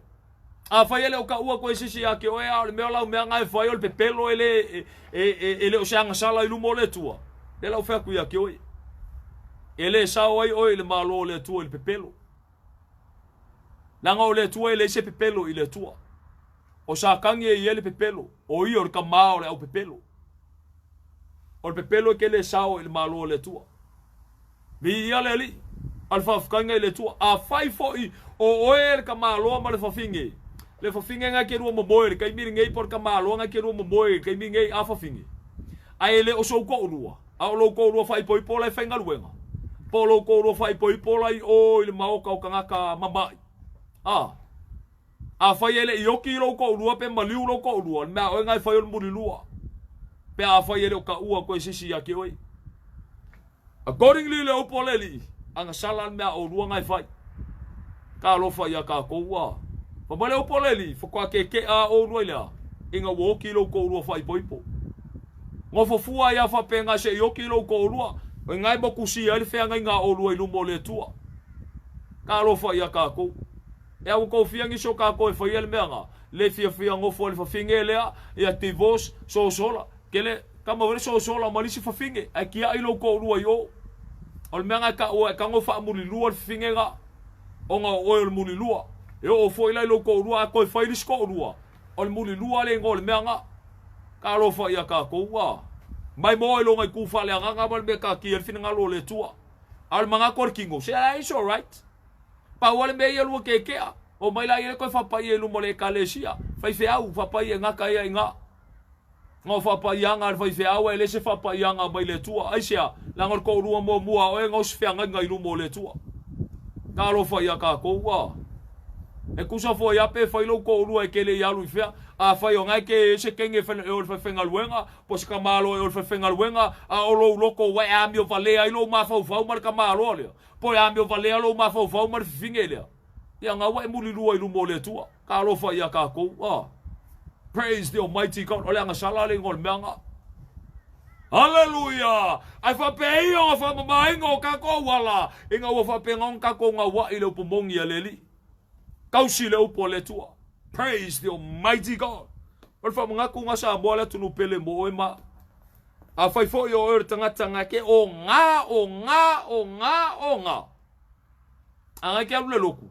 Ele o ka ua ko fai fe au ya ke oko. Lo ko fa ya ke ai o ki onga. Ke le sa o le malo le tua.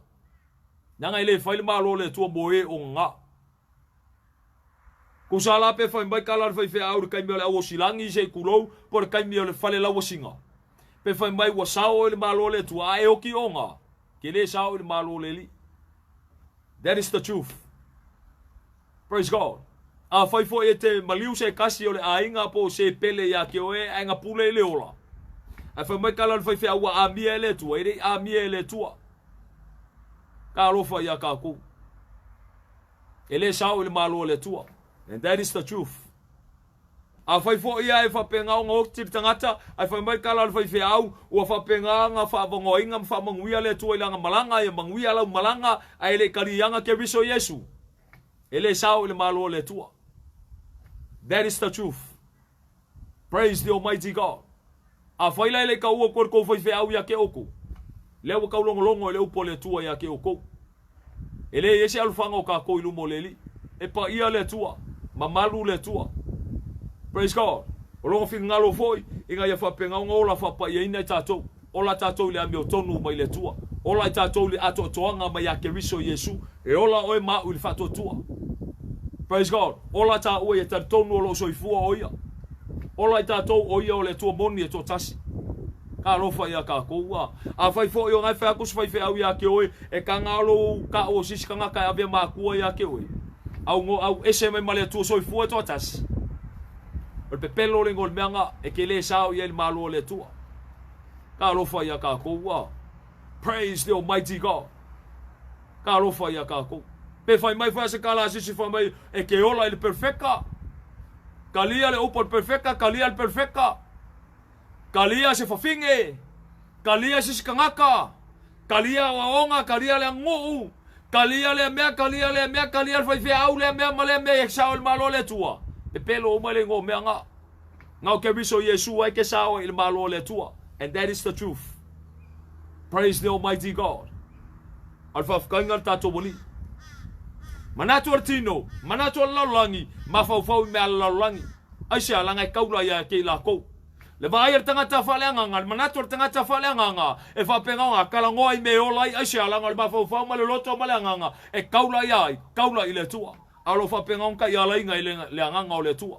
Praise the almighty God. Sa mola tunu pelo fa manatu na le upo le tua ya te oi ma. Fangu ya te taua, au le alofa mongi au le tua ya te tatou. For us to get right with him. Ia fa penga ngai uma me kanga ka salmo. Salmo ma fa penga nga wa ilanga upomongi, ma fa penga nga ola i kusa ma le upo le tua, ke pa kaula i le tua fa vaelo nga olanga i longa alpele ko kasi o ke riso Yesu longa swafa. Praise God. O io le alpele le tua, he is unique. He is the word of God that became flesh. He dwelt among men. And we beheld the glory and the glory of the only begotten Son of God. His truth and life. Why? Because there is life in him. Praise the almighty God. Alfa fkainga ilo tato watua. Via leli. Tamala lia fafta chele mola upu. E fo imatu maule vi inga e fafavau ya te oe.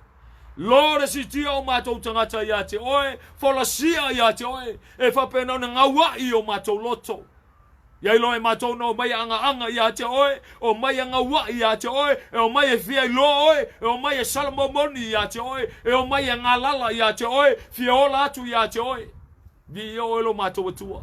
Pafta tele mola upu e lu tawina i matou. Pafta tele mola upu fangwa i matou. Pafta tele lo upu to fa tepa i matou. Pafta lo upu fangana ina i matou. Vi o lo matou tua. O ani ngaluenga toi lalo, fai ina le li o lolangi, le mana lo swafa ke riso Yesu ta lepe ma fale au ngaina. Lora mai a fose me matou te fai a whapei fo leo matou lava, o nei leo ngā. Matou fai tu sa malo fatununga, Lord, tuina atu o matou tangata i ate oi. Luluina o matou loto il mafue. Luluina o matou wola ina ia whapena, o na to uru ese le li ia meolo vaunga taa i matou malawa fio. Praise God. Al whaftaile ila o fio lo matou wali. Whamanuia se o matou tunu pelo Samoa. Na au nisi o latou ili whaurutanga ta ma, ta lia lau whaurutanga. Ile ngata ilea nau ta ile li ia ia te oe sa ili malo ia te oe sa ili manuia ia te oe. Praise the Almighty God. Whamanuia le aingol whatua tua ia tutu mau matou la upumoni. Ta mamo e marpuno wa ili whiringa le tau sinio le li ie. Le tau wina le tau wafale anganga le te patau la ia te oe whai mea whalangolongo whamamo ia te oe. Praise God, tai ina i matou ia so tor, matou wola whaftai tele lo matou atua. Le ngata i lelo nu o Israelu ta maa whamanuia i lo nu, o lau upu whamai toi liu, la ve ina lo nu. Ai se urfale la to toanga nu ese, e tele o tu la fua, e tele o tu au no, ona o tu punga na whapenau no sifea ngainga mala o fio. Whamanuia i lo nu o Israelu ta maa. Le te o fo i la upu na whapenau, o ise whamanuia e te whamanuia lo matou wali. Vi ia o e ta maa. Whamanuia i lo nu o Israelu le whangaloina uso matua whawhine. Sawaina ono le upumoni. Sawaina ono le ola whaleanganga. Sawaina ono lo swafa ke riso Yesu. Whama whanwhanala wa fio whamonmon. Vi oe le whangaloina fo i lato upu ia i matou. Tau peloina i matou. Upu whaiwhai a te matou le lie. Fasi masawa ia te matou. Ona ola upumoni. Ona ola whatua tuanga ia te oe ke riso Yesu. Ona ola ekalesia. Ona ola swafa manu malo. Lord, whamangalo la wafio whamonmone. Ai se awa lato whaia malo lato leiloa. Ar te talo la vea ina o lato nganga. Whapula i o lato mata whale nganga lo mato wali. Whamanuia ta mai to enga le nei aso. Si tia mea uma ia te oe. Whamanuia ia i lato o maua nei Paul Kalame. Whamanuia i paanga masani. Whamanuia le lia i le auso. Praise God. Whamanuia fo ia i la ua o mato mafuta ta ma. Hallelujah. Praise the Almighty God. Whamanuia ta mai na i o mato ainga. Fo i matu maule vi inga ia te oe. Ta maare mato talo le tu inatu ia te oe. Ta mau papa ano mato loto la upu fufangu ia te mato. Awane i le leise mato moe. Awane o mato nofu file mu. Aia whapea ngao nga kangi pe alo si ufonga le li e tutono o mato loto.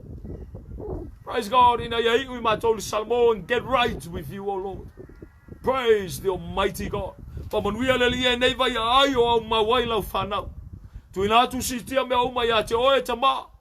Le ngata i le whatasi matalilo i o mato lava loto e tuina atu le ia te oe. Whaftai lau whamalolonga. Whaftai lau sa ili mai ia te mato. Whaftai mo lau whaoratanga. Whaftai le li e mo lau upu. Whaftai Yesu Keriso mo lau mana. Whaftai le li e le mana lau toto. Whaftai mo lau sataro. Praise the Almighty God. Whaftai anga pa ia lau whaia onga mai. Whaftai anga pa ia lau wa o mai. Whaftai anga pa ia. I mole whaunga mamana whaftai te lava. Whauau le li e aso tōr mato wola whamulmuli. Ia o ngā molo lava vi inga lo mato watua. Ta maru mato talo lea. E whapenona si ti atu ia te oe. E ala atu ia te oe ke riso Yesu mato wali maru mato whaola. E vi ia oe masanga vi ia oe whavavau lava. Hallelujah. Oe Yesu ke riso. Amene. Amene.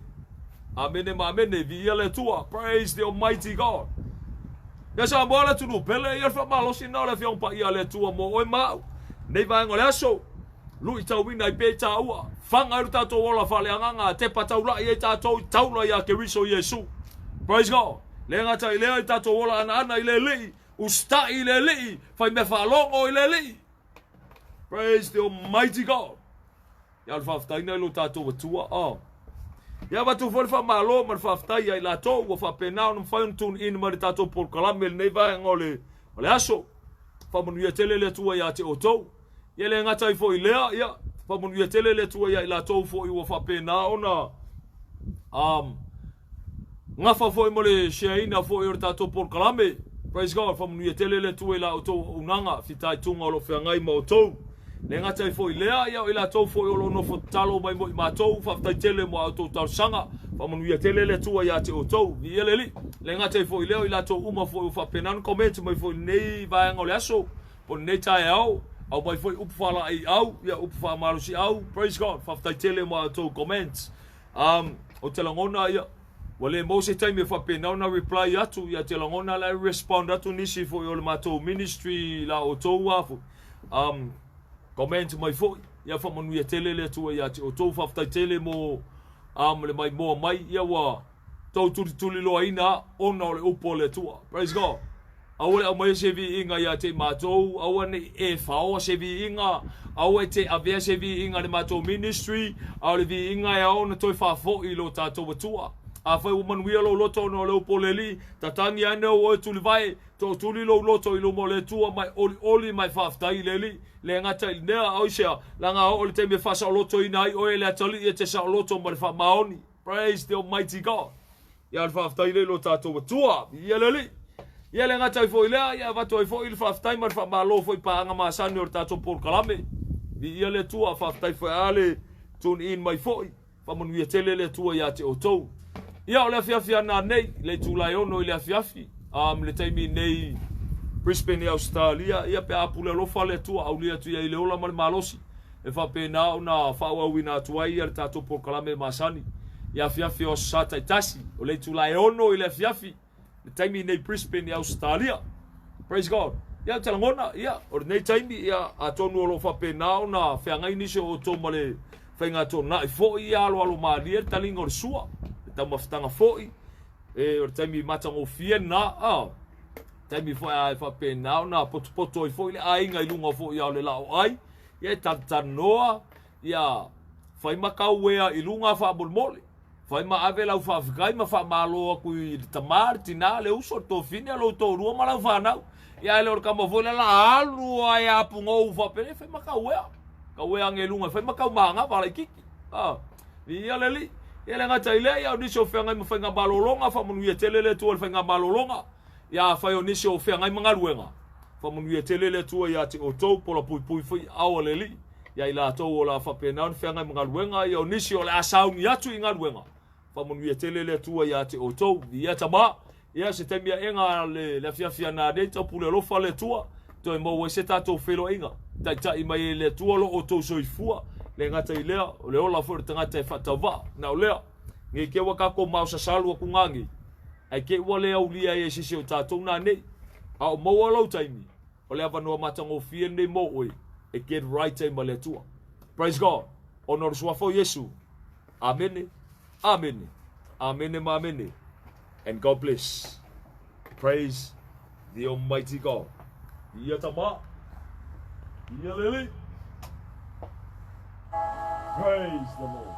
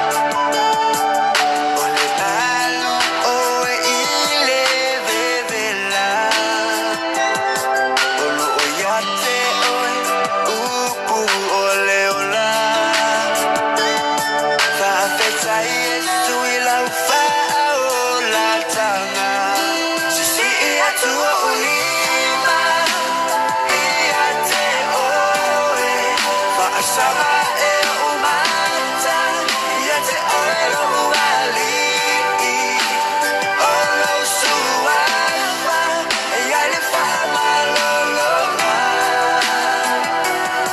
O wharamalava Ua o maloloa Sisi atu o lima ia te oe Fa'asara e umata ia te oelo uali Olo suafa ia le whamaloloa O wharamalava Ua o maloloa Ka whaienga lo'oe ia Ia ngalo i lo'u lima tau A whai o tene mana tua oe Ia pipi ia e lola mo whaiva i lo'u ngatu Sisi atu o lima ia te oe Fa'asara e umata ia te oelo uali Olo suafa ia le whamaloloa